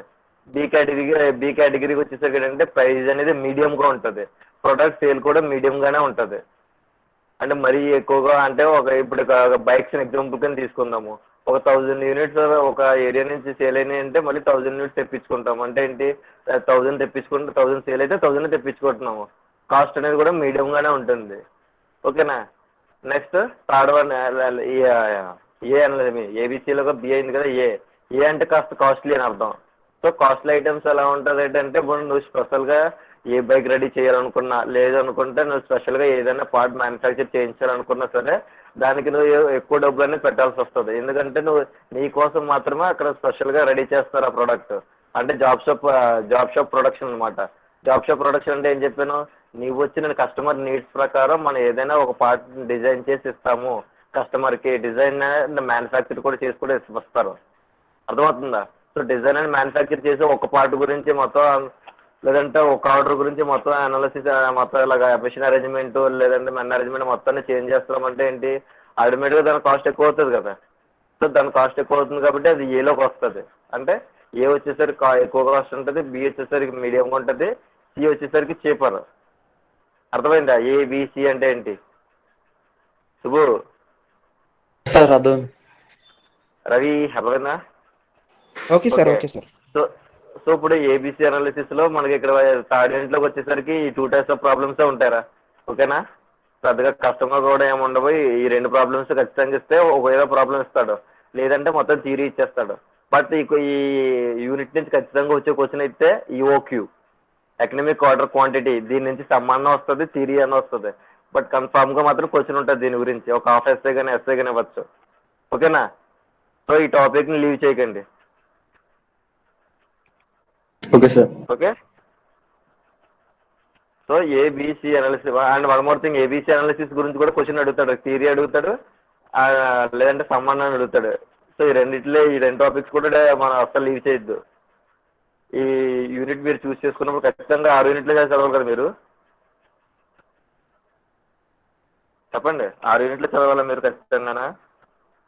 చదవాలి అంటే కనుక ఖచ్చితంగా మీకు ఏమైనా చాయిస్లు ఉన్నాయా. చాయిస్ ఇస్తాడా అంటే ఏంటి, 6 యూనిట్ల నుంచి 6 క్వశ్చన్లు లేదా 6 12 ఇస్తాడా, లేదంటే ఒక యూనిట్ లీవ్ చేసుకునే ఛాన్స్ ఉందా. 6 యూనిట్ల నుంచి 4 ఎస్ఎల్ రాయాలి సార్. మొత్తం టోటల్ ఎస్ఎస్ అని కలిపి ఇచ్చేస్తాడా. మొత్తం 6 ఎస్ఎస్ ఇస్తారు సార్. అంటే ఎస్ఐలో ఒక యూనిట్ నుంచి ఏబీలు ఇస్తారు సార్. అంటే యూనిట్ వైజ్ గా ఇస్తాడు SI questions. Yes sir, unit wise ఇస్తారు సార్. యూనిట్ వైజ్ ఇచ్చినప్పుడు ఖచ్చితంగా ఈ 2 క్వశ్చన్లు ఇది ఏలో ఉంటుంది, అది బిలో ఉంటుంది ఖచ్చితంగా. ఫిక్స్ అయిపోవచ్చు మీరు. నెక్స్ట్ ఇప్పుడు చూడండి, ఇక్కడ ఏబిసి అనాలిసిస్ మీద ప్రాబ్లమ్ చూద్దాం. చూడండి, for the following data of inventory of a production store conduct ABC analysis అన్నాడు. ఏబిసి అనాలిసిస్ ఫైండ్ అవుట్ చేయమన్నాడు, కానీ ఏబిసి అంటే ఏటో ఇవ్వలేదు. ఓకేనా, గుర్తుపెట్టుకోండి. కండక్ట్ ఏబిసి అనాలిసిస్ అన్నాడు, అంటే దీని గ్రాఫ్ కూడా గీయాలి. ఓన్లీ కండక్ట్ ఏబిసి అంటే మాత్రం, లేదంటే ఐడెంటిఫై ది ఏబిసి అంటే మీరు ఓన్లీ ఐడెంటిఫికేషన్ వరకు చేస్తే సరిపోద్ది. బట్ అనాలిసిస్ అన్న మాట వచ్చిందంటే మీరు ఖచ్చితంగా గ్రాఫ్ గీయాలి దానికి. ఓకేనా. సో చూడండి, ఇక్కడ ఇచ్చిన క్వశ్చన్ చూడండి. ఫస్ట్ దాంట్లో ఏమి ఇచ్చాడు, ఐటమ్ నెంబర్ ఇచ్చాడు. నెక్స్ట్ దాంట్లో క్వాంటిటీ ఇచ్చాడు. థర్డ్ దాంట్లో యూనిట్ కాస్ట్. నాకు అర్థం కాదు చూడండి. ఫస్ట్ ఇది ఐటమ్ నెంబర్, నెక్స్ట్ దాంట్లో క్వాంటిటీ, థర్డ్ దాంట్లో యూనిట్ కాస్ట్ ఇచ్చాడు. సో 3 కాలమ్స్ ఇచ్చాడు. ఓకేనా. సో ఈ 3 కాలమ్స్ ఇచ్చేసుకుని మనం ఇక్కడ 2 వాల్యూస్ ఫైండ్ అవుట్ చేయాలి. ఓకేనా? టోటల్ కాస్ట్ లేదంటే ఏసీవీ అంటారు, క్యుములేటివ్ వాల్యూ, లేదంటే టోటల్ కాస్ట్ అనొచ్చు. టోటల్ కాస్ట్ అని రాసుకోండి, ఏమవుతుంది, లేదా ఆర్ ఏసీవీ అంటారు. నెక్స్ట్ దాంట్లో ఏంటంటే క్యుములేటివ్ వాల్యూ ఫైండ్ అవుట్ చేయాలి దీనికి. ఇప్పుడు చూద్దాం. సేమ్ మ్యాథ్స్ పైన ఉన్న టేబుల్ మొత్తం కింద గీసేస్తే ఒక టేబుల్ ఒక కాలం మాత్రం ఎక్స్ట్రా యాడ్ అవుతుంది, టోటల్ కాస్ట్ అని. ఈ టోటల్ కాస్ట్ ఎలాగంటే ఏ ఇంటూ బి. ఏ అంటే యాన్యువల్ డిమాండ్, బి అంటే unit cost. So A into B ఎంత ఫస్ట్ దానికి? 35,000 sir. Yeah, 35,000.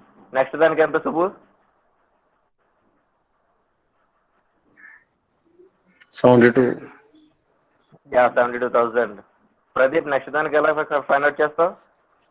150 into 100 sir, 15,000. Yeah. Next Sai Srinivas ఎలా ఫైండ్ అవుట్ చేస్తావు fourth value? Total cost. Sai Srinivas first వస్తాడు, పక్కన పెట్టేస్తాడు ఫోన్లో ఉంది. 60 into యా, అర్థమైందా? యా. సుకుమార్ ఉన్నావా? నువ్వు పక్కన పెట్టావు ఫోన్. సుకుమార్ లెఫ్ట్ అయిపోయాడంట. ఓకే, సో అర్థమైంది కదా. ఏ ఇంటూ బి అంటే ఏంటి? ఆడి యాక్చువల్గా ఇచ్చిన డిమాండ్ ఇంటూ యూనిట్ కాస్ట్ చేస్తాము. దాంతో టోటల్ కాస్ట్ లేదా ఏసీవీ వాల్యూ వచ్చింది. ఓకే, ఏసీవీ అంటే ఏంటి? Annual consumption value. So total cost or ACV రాసుకున్నా, ఏది రాసుకున్నా పర్లేదు రెండిట్లో మీరు. ఇప్పుడు చూద్దాం. ఇప్పుడు ఏమన్నాడంటే sir once repeat sir. Okay, so ఇనిషియల్గా ఏంటంటే ఇక్కడ ప్రాబ్లంలో ఏబీసీ అనాలిసిస్ని ఫైండ్ అవుట్ చేయమన్నాడు. ఓకేనా? ఏబీసీ అనాలిసిస్ ఫైండ్ అవుట్ చేయాలంటే మీరు ఇక్కడ 2 వాల్యూస్ ఫైండ్ అవుట్ చేయాలి. ఏసీవీ ఒకటేనే, క్యుములేటివ్ వాల్యూ ఒకటేనే. ఏసీవీ అంటే annual consumption value or total cost, రెండింటిలో ఏదైనా అనొచ్చు. నెక్స్ట్ దాంట్లో ఏమొచ్చేస్తే అంటే క్యుములేటివ్ వాల్యూ ఫైండ్ అవుట్ చేస్తాము.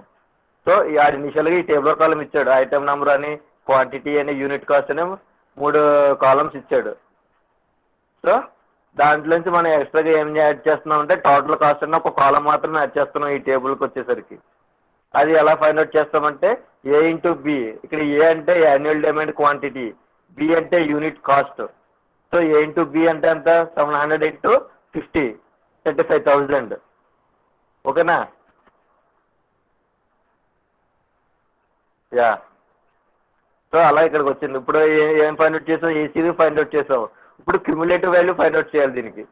ఓకే, క్యుములేటివ్ వాల్యూ అంటే ఇప్పుడు ఏంటంటే పైన వచ్చింది చూసారా, టోటల్ కాస్ట్ వాల్యూ ఎంత వచ్చింది పైన, ఆ టోటల్ కాస్ట్ వాల్యూని క్యుములేటివ్ అంటే rearranging the items in descending order of annual consumption value. అంటే ఏసీవీ వాల్యూస్ని డిసెండింగ్ ఆర్డర్లో అరేంజ్ చేస్తున్నాము. అంటే దేనికోసం అరేంజ్ చేస్తున్నాం అంటే for calculating the cumulative value. ఓకేనా? యా. ఇప్పుడు ఏంటంటే ఇప్పుడు మళ్ళీ ఏం చేస్తాం, మళ్ళీ 3 టేబుల్ కాలమ్స్ చేసుకున్నాం. ఐటమ్ నెంబర్ ఒకటి, యాన్యువల్ కన్సంప్షన్ వాల్యూ అంటే ఏసీవీ ఇక్కడ వచ్చింది కదా పైన, ఏ ఇంటూ బి చేస్తే ఆ value. Next cumulative value of ACV అంటే ఇది మనం ఇప్పుడు ఫైండ్ అవుట్ చేయాలి. ఇప్పుడు ఏం చేస్తున్నాము, ఈ టోటల్గా ఇక్కడ మనకి ఎన్ని 12 ఐటమ్స్ ఉన్నాయి. 12 ఐటమ్స్కి వాల్యూస్ వచ్చినాయి కదా, వచ్చేయలేదా?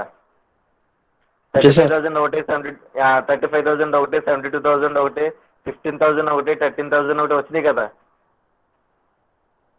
సో ఈ వాల్యూస్ ని డిసెండింగ్ ఆర్డర్ అంటే ఏంటి? ఏ వాల్యూ అయితే ఎక్కువ ఉంది ఆ వాల్యూ దగ్గర నుంచి నెక్స్ట్ డిసెండింగ్ ఆర్డర్, తర్వాత వాల్యూ అలాగే మొత్తం 12 వాల్యూస్ రాసుకున్నాం.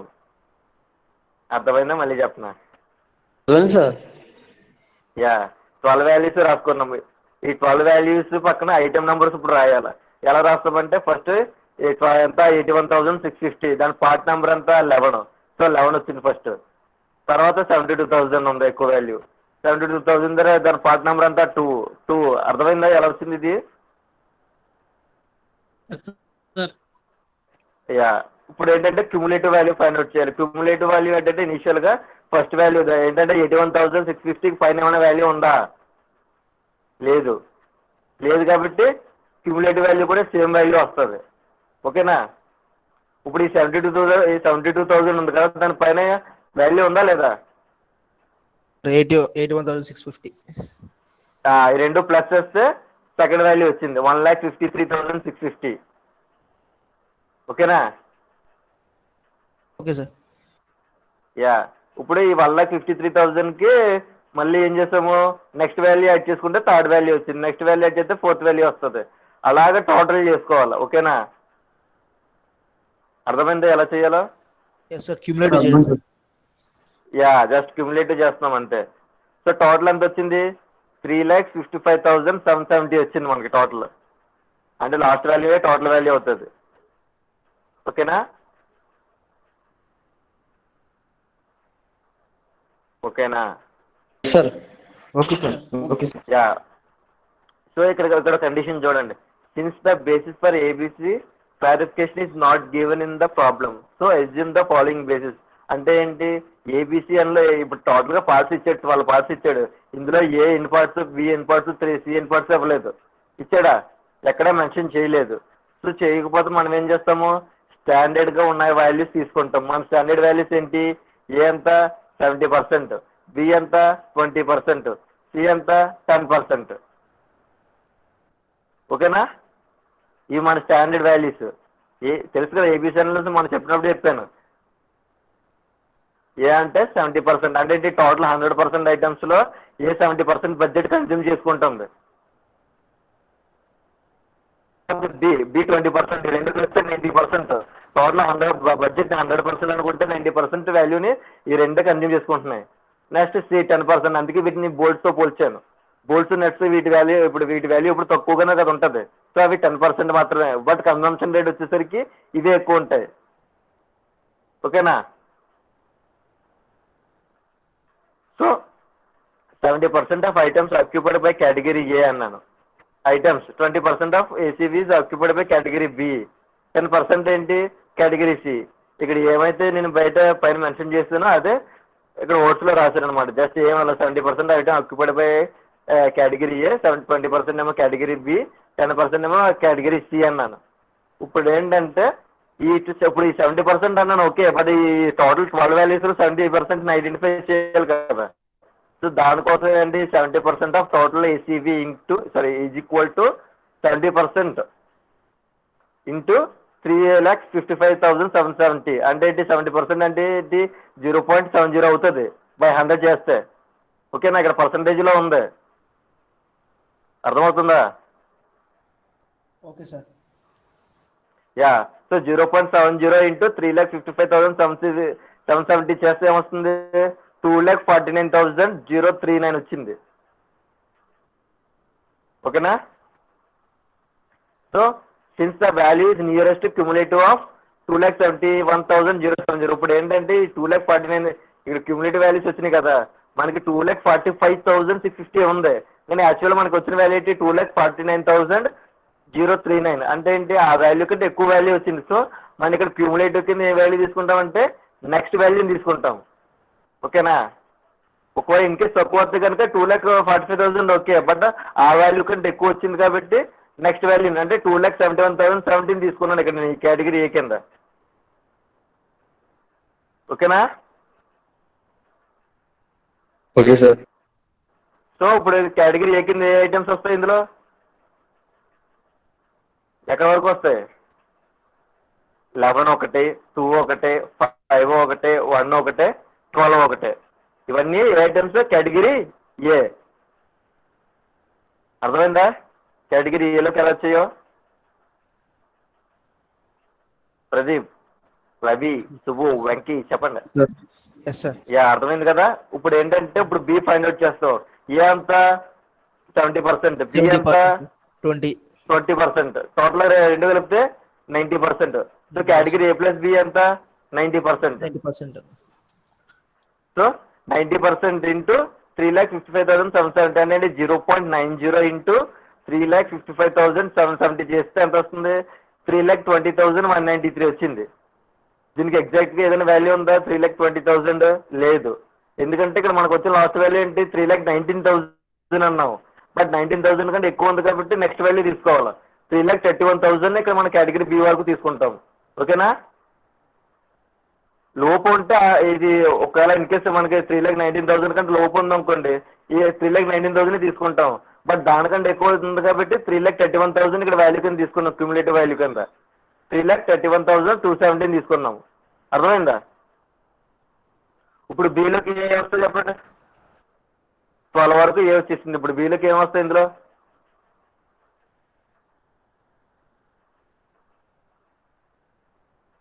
బీలోకి ఏమొస్తారా? మనకు వచ్చిన వాల్యూ ఏంటి? ఇప్పుడు కేటగిరీ బీలోకి ఇందులో ఏ ఐటమ్స్ వస్తాయి అంటున్నారు సార్ ఒకసారి ఏబి వాల్యూ చూపించండి సార్ ఎంత ఉందో. ఏబీ వాల్యూనా? ఇదిగో 3,20,193 వచ్చిందండి నాకు ఏబీ వాల్యూ. 3,20,193 డౌన్ చేయండి సార్. ఇప్పుడు చూడు, ఓకేనా? సెవెంత్ వాల్యూ వస్తుంది అనుకుంటా sir. Okay, seventh value cumulative value కింద తీసుకుంటాము. ఓకే, నెక్స్ట్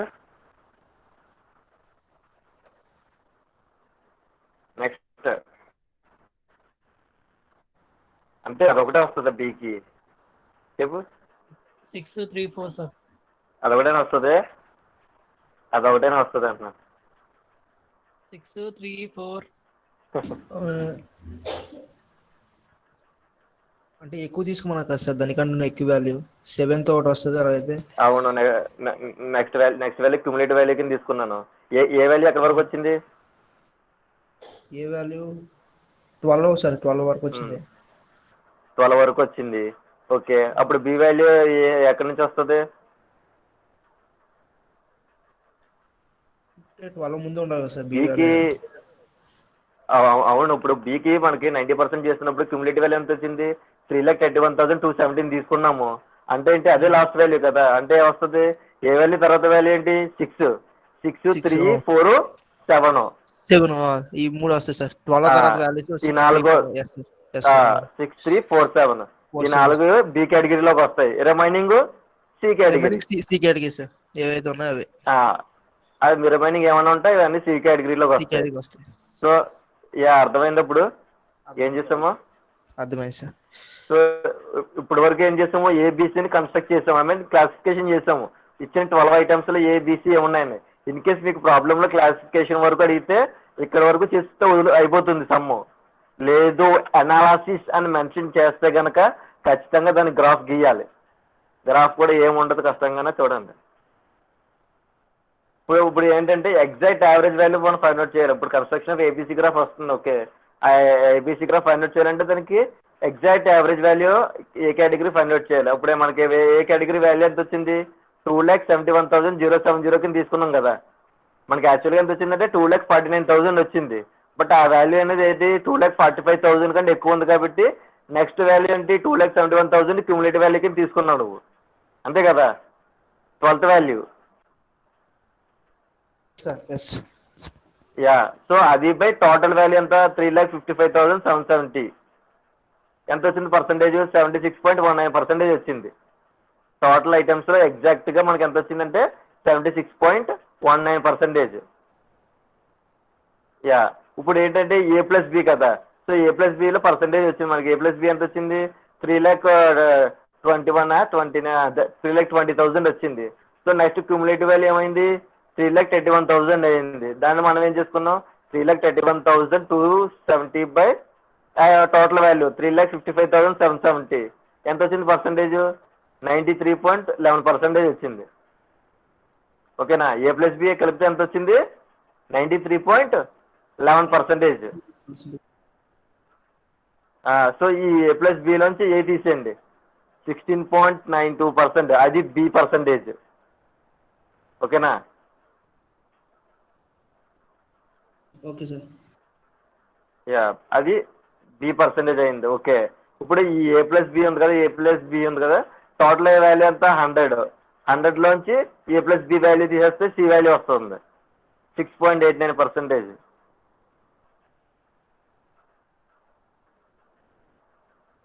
అర్థమైందా? మళ్ళీ చెప్పండి ఒకసారి.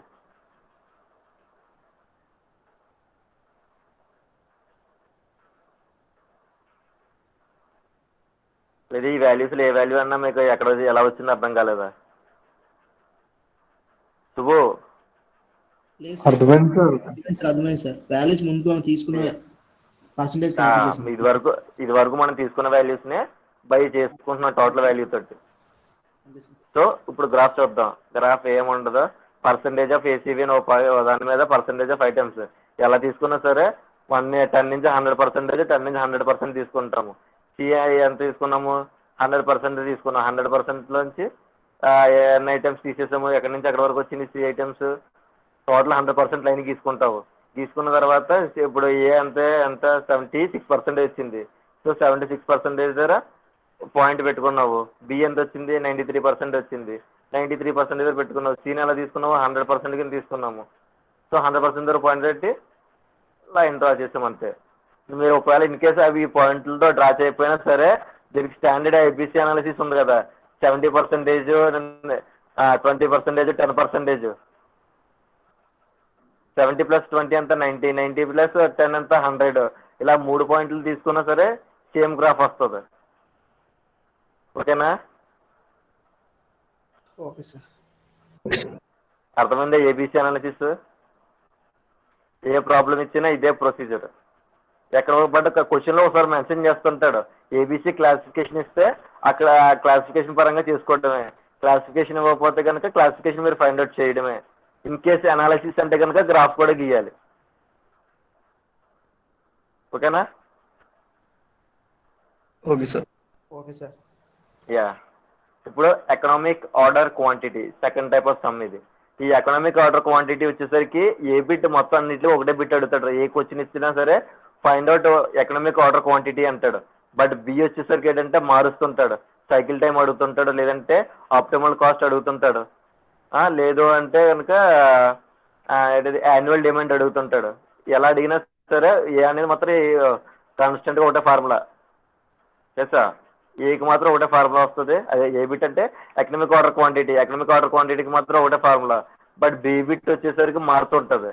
ఆడ ఏ బిట్ అడిగితే దానికి తగ్గ ఫార్ములా వేసుకొని చేసుకోవడమే. ఓకేనా? ఇప్పుడు చూడండి, an electric housing has an annual usage rate of 75,000 units per year. An ordering cost ఇచ్చాడు ఎంత? 800 ఇచ్చాడు. అండ్ యాన్యువల్ క్యారింగ్ ఛార్జ్ అన్నాడు, అంటే COH ఇచ్చాడు ఎంత? 15.4% అంటున్నాడు of the unit price. Unit price మీద 15.4% అంటున్నాడు. నెక్స్ట్ డెలివరీ లీడ్ టైం ఇచ్చాడు 2 weeks. Determine the economic order quantity, lead time, consumption and the optimal operating doctrine అంటున్నాడు. ఓకే. అండ్ ఇంకో పాయింట్ ఇచ్చాడు చూడండి, assuming the cost of the unit is 12 hours. అంటే ఏంటి ఇక్కడ ఆల్రెడీ ఇచ్చాడు చూడ, లీడ్ టైం ఇచ్చాడు దానికి ఎన్ని 2 weeks అని ఇచ్చాడు. అది కాకుండా ఏమంటాడు, assuming the cost of the unit is 12 hours అంటాడు. అంటే ఒక్కో యూనిట్కి 12 రూపాయలు ఖర్చు అవుతుంది అంటున్నాడు. ఓకేనా? సో గివెన్ దట్ ఏంటి, యాన్యువల్ డిమాండ్ ఎంత? 75,000. యాన్యువల్ యూసేజ్ రేట్ అన్నా యాన్యువల్ డిమాండ్ అన్నా ఒకటే. బట్ ప్రొడక్షన్ రేట్ అంటే కనుక కేతో డినోట్ చేస్తాం. ఓకేనా? ఆర్డరింగ్ కాస్ట్ ఎంత? Ordering cost C0 800. నెక్స్ట్ ఇంకో విషయం గుర్తుపెట్టుకోండి, ఆర్డరింగ్ కాస్ట్ అన్నా సెటప్ కాస్ట్ అన్నా ఒకటే. ఓకేనా? ఓకే. కాస్ట్ పర్ యూనిట్ ఇచ్చాడు కదా 12 hours అని. సో 12 hours రాసుకున్నాం. నెక్స్ట్ క్యారింగ్ కాస్ట్ COH వచ్చేసరికి ఏమన్నాడు? 15.4% ఆఫ్ ది యూనిట్ ప్రైస్ అన్నాడు. యూనిట్ ప్రైస్ ఎంత? 12 hours. So 15.4% into 12 1.848. అర్థమైంది? ఈ వాల్యూలు వచ్చిందో శుభు? Pradeep okay sir. అర్థం కాలేదా? మళ్ళీ చెప్పనా? అర్థమైంది సార్, అర్థమైంది. యా. నెక్స్ట్ లీడ్ టైం ఇచ్చాడు. లీడ్ టైం అన్నాడు ఏమన్నాడు? 2 weeks అన్నాడు. ఆ 2 weeks ఎలా రాసుకోవచ్చు? 2 weeks అన్నా రాసుకోవచ్చు, లేదా హాఫ్ మంత్ అన్నా రాసుకోవచ్చు, లేదా 15 days అన్నా రాసుకోవచ్చు. ఎలా రాసుకోవచ్చు. But according to our requirement, మనకి ఎలా రిక్వైర్మెంట్ ఉందో అలా రాసుకుంటాం.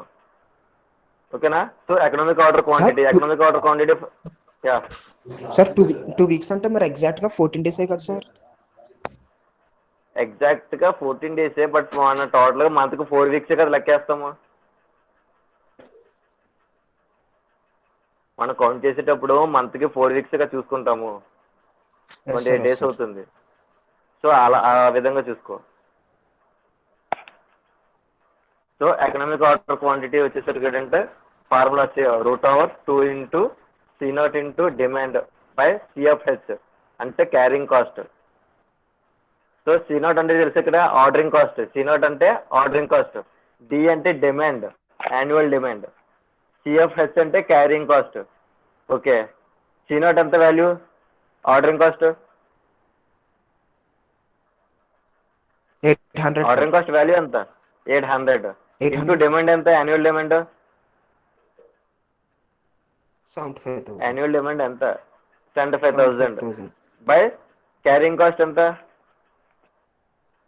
48. 1.848. సో EOQ వస్తుంది మనకి. ఓకేనా? Yes sir, yes sir. ఇప్పుడు లీడ్ టైం కన్జంప్షన్ అంటే సెకండ్ పాయింట్. సెకండ్ కండిషన్ ఏమి ఇచ్చాడు? లీడ్ టైం కన్జంప్షన్ అన్నాడు. యాన్యువల్ కన్జంప్షన్ ఎంత? 12 months. 12 months కింద తీసుకుంటాం. 12 months ఎంత కన్జ్యూమ్ అవుతుంది? 75,000. అంతే కదా. 1 year కి యాన్యువల్ డిమాండ్ అన్నాము అంటే యాన్యువల్ అంటే ఏంటి? 1 year అనే కదా అర్థము. సో యాన్యువల్ కన్జంప్షన్ అంటే ఏంటి? 75,000 units అన్నాడు. దానికి లీడ్ టైం ఎంత ఇచ్చాడు? 2 weeks అన్నాడు. 2 weeks ఎలా తీసుకున్నాం అంటే హాఫ్ మంత్ కింద తీసుకున్నాం. ఓకే, సో కన్జంప్షన్ ఒకవైపు, టైం ఒకవైపు. ఫస్ట్ పాయింట్ ఏంటి? 75,000 యాన్యువల్ కన్జంప్షన్. టైం ఎంత? 12 months. సో సెకండ్ దానికి ఏంటి? మంత్స్ ఇచ్చాడు కానీ ఎంత కన్జ్యూమ్ అయిందో మనం చెప్పలేదు. అదే మనం ఫైండ్ అవుట్ చేయాలి. ఎంత మంత్స్? 0.5 months. ఓకేనా? 1/2 అంటే అయితే 0.5 కదా. ఓకేనా? Yes yes yes sir.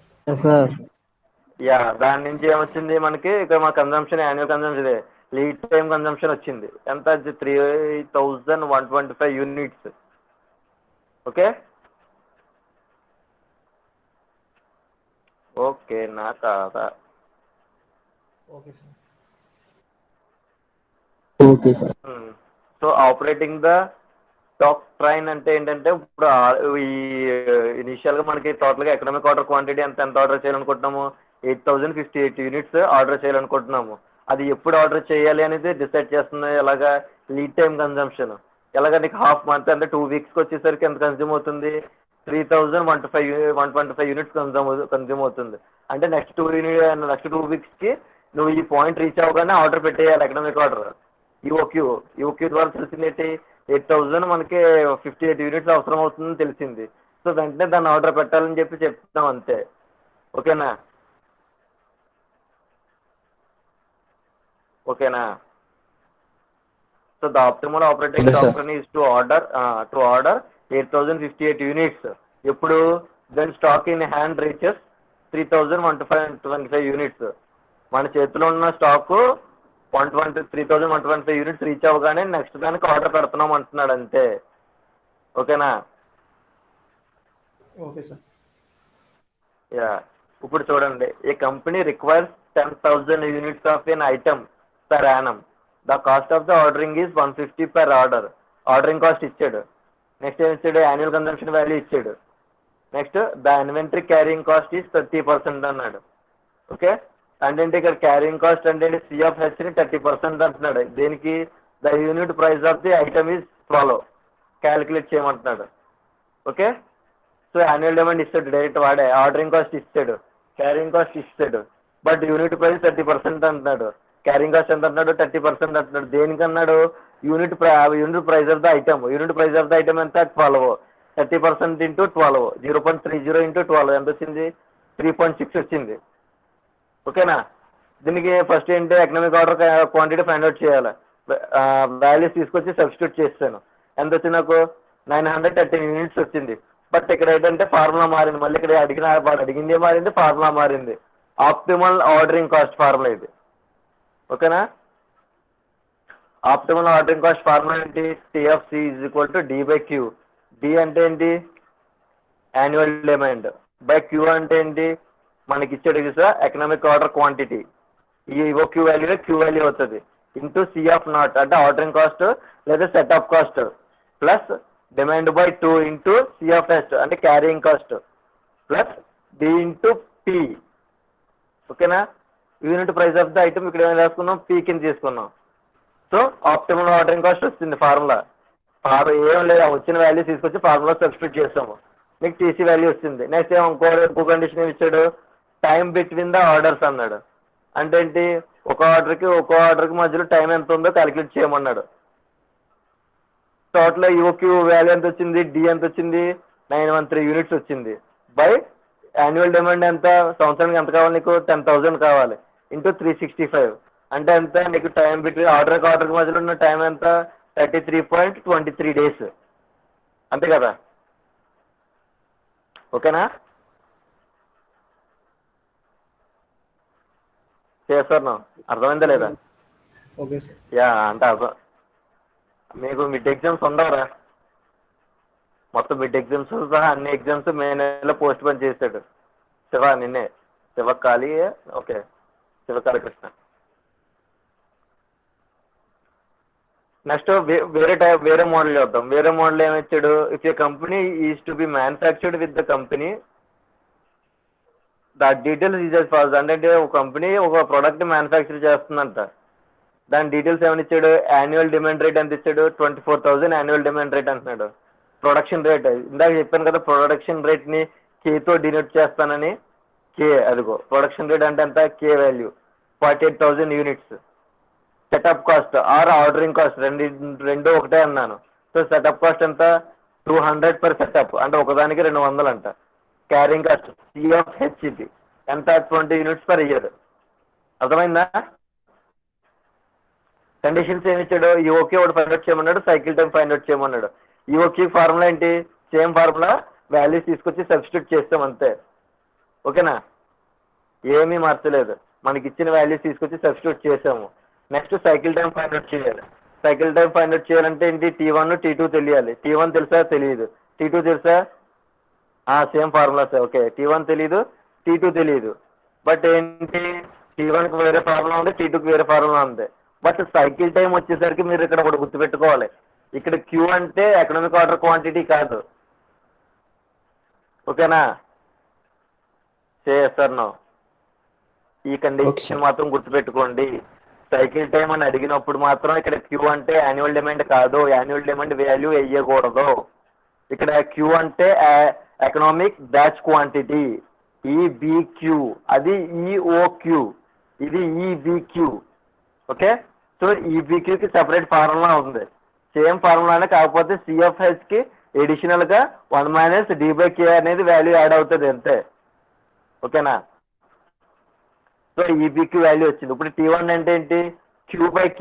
Queue అంటే ఏంటి, economic batch quantity by K. K value ఏంటి, ప్రొడక్షన్ రేట్. ఈబిక్యూలో ఈ క్యూ వాల్యూ ఫైండ్ అవుట్ చేసాము.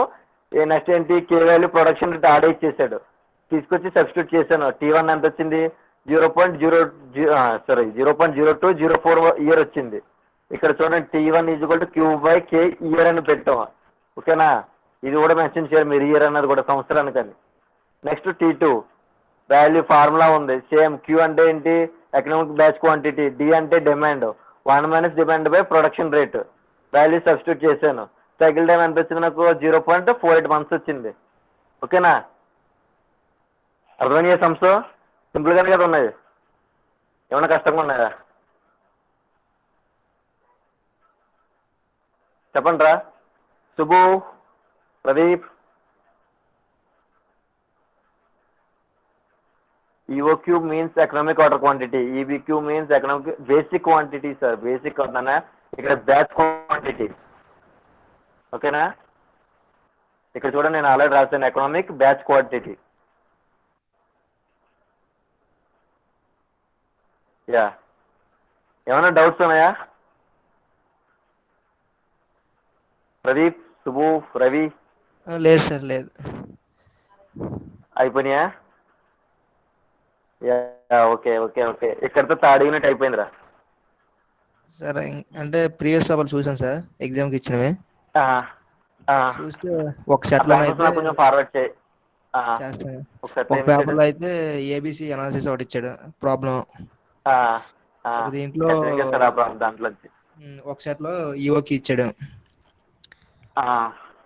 ఇంకో సెట్ అంటే ఆఫీసే ఇచ్చాడు మాట, ప్రింట్ అన్ని ఆఫీసలే ఇస్తాడు, ఆఫీసే ఇస్తాడు, చెప్తున్నాడు ఆఫీసే ఇస్తాడు. తర్వాత ఇన్వెంటరీ క్వాంటిటీ ఉంది కదా, inventory P system Q system, అది ఒక ఆఫీసర్ అన్ని సెట్లో ఇచ్చాడు ఆఫీసర్కి. ఇంకోటి ఏంటంటే LOB line of balance. Line of balance మీకు ఈ యూనిట్ లోనే కాదు, ప్రీవియస్ గా వచ్చే యూనిట్ లో కూడా వస్తుంది. Line of balance, bill of materials, route sheets, routing గురించి మళ్ళీ వస్తుంది. వచ్చిందే మళ్ళీ మళ్ళీ వస్తుంటది. విఈడి అనాలిసిస్ ఒకటి, బిఈడి అనాలిసిస్, మనం చెప్పాను కదా వాల్యూ యాడెడ్ అనాలిసిస్ అని, అయ్యి అవే సార్. అంతే, ఇవే మెయిన్, ఇవే వచ్చాయి అన్ని తిట్లు తిప్పి కొట్టాడు ఇవే. ఇవే వస్తాయి. అండ్ వన్ మోర్ థింగ్ ఏంటన్నా, మీకు ఈఓక్యూ ఒకటి ఏబిసి అనాలిసిస్ గురించి కానీ ఖచ్చితంగా ప్రాబ్లమ్స్ వస్తున్నాయి సార్. ఉంటాయి. ఏ సెట్లు అయినా ఉంటాయి. అవి లేకుండా ఒక క్వశ్చన్ పేపర్ అయితే ఉండదు మీకు. ఓకేనా? ఈ 2 టాపిక్ మాత్రం లీవ్ చేయకుండా ఖచ్చితంగా ఇస్తాడు. సిరియాని ఇస్తాడు, సంస్థాన్ని ఇస్తాడు. మిగిలింది ఏమన్నా మార్చి కొడతాడు, కానీ ప్రతి దాంట్లోనూ కామన్గా ఈ మాత్రం ఇస్తుంటాడు. మిడ్ ఎగ్జామ్స్ మీకు ఉండవురా, మే నెల ఉండవు. ఎందుకంటే ఆల్రెడీ ఇచ్చేసాడు, మెన్షన్ చేశాడు అక్కడ మిడ్ ఎగ్జామ్స్ సహా అన్ని పోస్ట్ పోన్ అని. ఓకే, ఈ రోజు జరిగిన 2 మోడల్స్ కదా, ఇందులో ఏమైనా డౌట్స్ ఉన్నాయా? లేదు సార్, ఓన్లీ ఫార్ములా సబ్మిట్ చేయడం. ఫార్ములా సబ్స్టిట్యూట్ చేయడం, అంతకుమించి ఏముండదు. ఈ ఫార్ములాస్ అని మీరు యూనిట్ వైజ్ ప్రిపేర్ అవుతారు కదా, సమ్స్ ఒక దగ్గర రాసుకోండి. ఫస్ట్ పేపర్లో ఓ పేపర్లో రాసుకుని ముందు ఫార్ములాస్ చూసారంటే ఆటోమేటిక్గా సేమ్ ఫార్ములా దించేస్తారు, సబ్స్టిట్యూట్ చేస్తే ఆన్సర్ వచ్చేస్తుంది అంతే.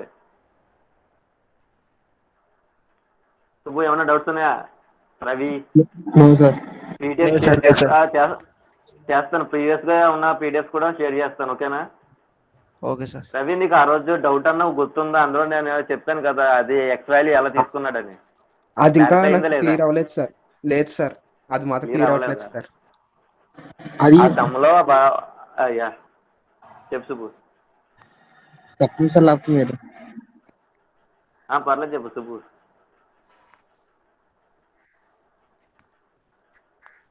అక్కడ చిన్న నోట్ పాయింట్ ఇచ్చాను చూసారా, నువ్వు గమనించవో లేదో? అక్కడ ఏమని ఇచ్చాడు? తను X comma X minus X bar ఎలా చేయాలని అడిగారు కదా సార్. దాని తర్వాత ఇంకో డౌట్ అడిగాడు. అందులో మనము చివరిలో ఎక్స్ తీసుకున్నాం కదా, ఎక్స్ ఈజ్వల్ టు 7 అని. ఆ 7 వాల్యూ ఎలా తీసుకున్నాడని చెప్పి అడిగాడు. అంతే కదా రవి? అంతే సార్, అంతే సార్. సుబ్బు చెప్తావా? ఒకసారి క్వశ్చన్ చూడండి. ఓకే, చూడు. అయితే నేనైతే ప్రస్తుతం చెప్తాను. అక్కడ ఏంటంటే ఒక కండిషన్ ఏమి ఇచ్చాడంటే, నీకు క్వశ్చన్లో ఎక్కడ ఏమి ఇవ్వలేదు, బట్ మనకి క్వశ్చన్కి వచ్చేసరికి director believes that number of wins is 7 అన్నాడు. 7 విన్స్ అన్నాడు. అండ్ ఇంకో పాయింట్ ఏమి ఇచ్చాడు, attendance is directly proportional to the number of wins అన్నాడు. ఓకేనా? అందుకే ఏంటంటే అక్కడ క్వశ్చన్లో మెన్షన్ చేయలేదని నేను కింద నోట్ పాయింట్ పెట్టి మెన్షన్ చేశాను. Director believes that number of wins is 7 అని. సో ఇక్కడ నెంబర్ ఆఫ్ విన్స్ని ఇంకో పాయింట్ ఏమన్నాడు, విన్స్ అటెండెన్స్ మీద డిపెండ్ అయి ఉన్నా అన్నాడు. సో ఎక్స్ ఈజ్వల్ టు 7 అని అందుకే వేసాను. ఓకేనా? Okay sir. ఇది క్వశ్చన్లోని 7 అని మెన్షన్ చేశారా సార్? క్వశ్చన్లో మెన్షన్ చేయలేదు, బట్ ఏమని మెన్షన్ చేశాడంటే director believes that wins are directly proportional to the attendance అన్నాడు అంతే. కాబట్టి ఇంకా 7 తీసుకొని మెన్షన్ చేయలేదు. నెంబర్ ఆఫ్ విన్స్ ఏమన్నది చివరిలో 7 వాల్యూ అలా తీసుకోవడం కుదరదు. అక్కడ ఒక పాయింట్ వాడు మెన్షన్ చేయట్లేదు ఏ క్వశ్చన్లో కూడా. ప్రతి ఆ క్వశ్చన్ ఎక్కడ అడిగినా సరే మెన్షన్ చేయట్లేదు. ఏమనంటే డైరెక్టర్ ఇది ఏంటి విన్స్ మీద అటెండెన్స్ డిపెండ్ అయి ఉంటుందని బిలీవ్ చేశాడు అన్నాడు. ఓకే, బట్ ఆ విన్స్ ఎన్ని బిలీవ్ చేశాడో మెన్షన్ చేయట్లేదు. బట్ వాడు ఏమైనా బిలీవ్ చేస్తాడంటే 7 విన్స్ అని బిలీవ్ చేస్తున్నాడు ఇక్కడ. అర్థమైందా? డైరెక్టర్ బిలీవ్స్ దట్ 7 విన్స్ అంటున్నాడు. నోట్ పాయింట్ అని పెట్టాను, ఉండదు. అదే అన్నాను కదా నేను, అందుకే కదా మీకు నోట్ పాయింట్ పెట్టి సెపరేట్గా అర్థమయ్యేలా పెట్టాను అక్కడ. ఓకే, అటెండెన్స్ మీద డిపెండ్ అయి ఉందన్నాడు కానీ ఎన్ని విన్స్ అని చెప్పట్లేదు. అవును సార్. సో అది ఏంటంటే నీకు ఇనిషియల్గా ఏమన్నాడు, నెక్స్ట్ ఇయర్ బడ్జెట్ రెడీ చేసుకుంటాను ఈ ఇయర్ని బేస్ చేసుకుని అంటున్నాడు. అంటే ఏంటి, ఈ ఇయర్స్ విన్స్ ఎన్ని 7 కదా. లాస్ట్లో నువ్వు టేబుల్ వర్క్ చూసావంటే 7 విన్సే ఉంటాయి. అవును సార్, లాస్ట్. ఓకేనా? అర్థమైందా? Okay sir. ఇంకా ఏమన్నా ఉన్నాయా? అంతే సార్. ఇది ఈ రోజు చెప్పినవి ప్రాక్టీస్ చేస్తాను, చేసిన డౌట్స్ ఉంటే అడుగుతాను సార్. ఏముండదు మ్యాక్సిమం ఏంటంటే డైరెక్ట్ సబ్స్టిట్యూషన్ ఒకటే కదా. సార్ ఇంకే ఏమన్నా ఉంటే డౌట్ చేయి, కాల్ చేయి, పర్లేదు. Okay sir. Okay sir. ఓకేనా? క్లోజ్ చేద్దాం సెషన్. ఒక నిమిషం ఆగండి, సార్. రికార్డింగ్ క్లోజ్ చేయడం తర్వాత క్లోజ్ చేద్దాం.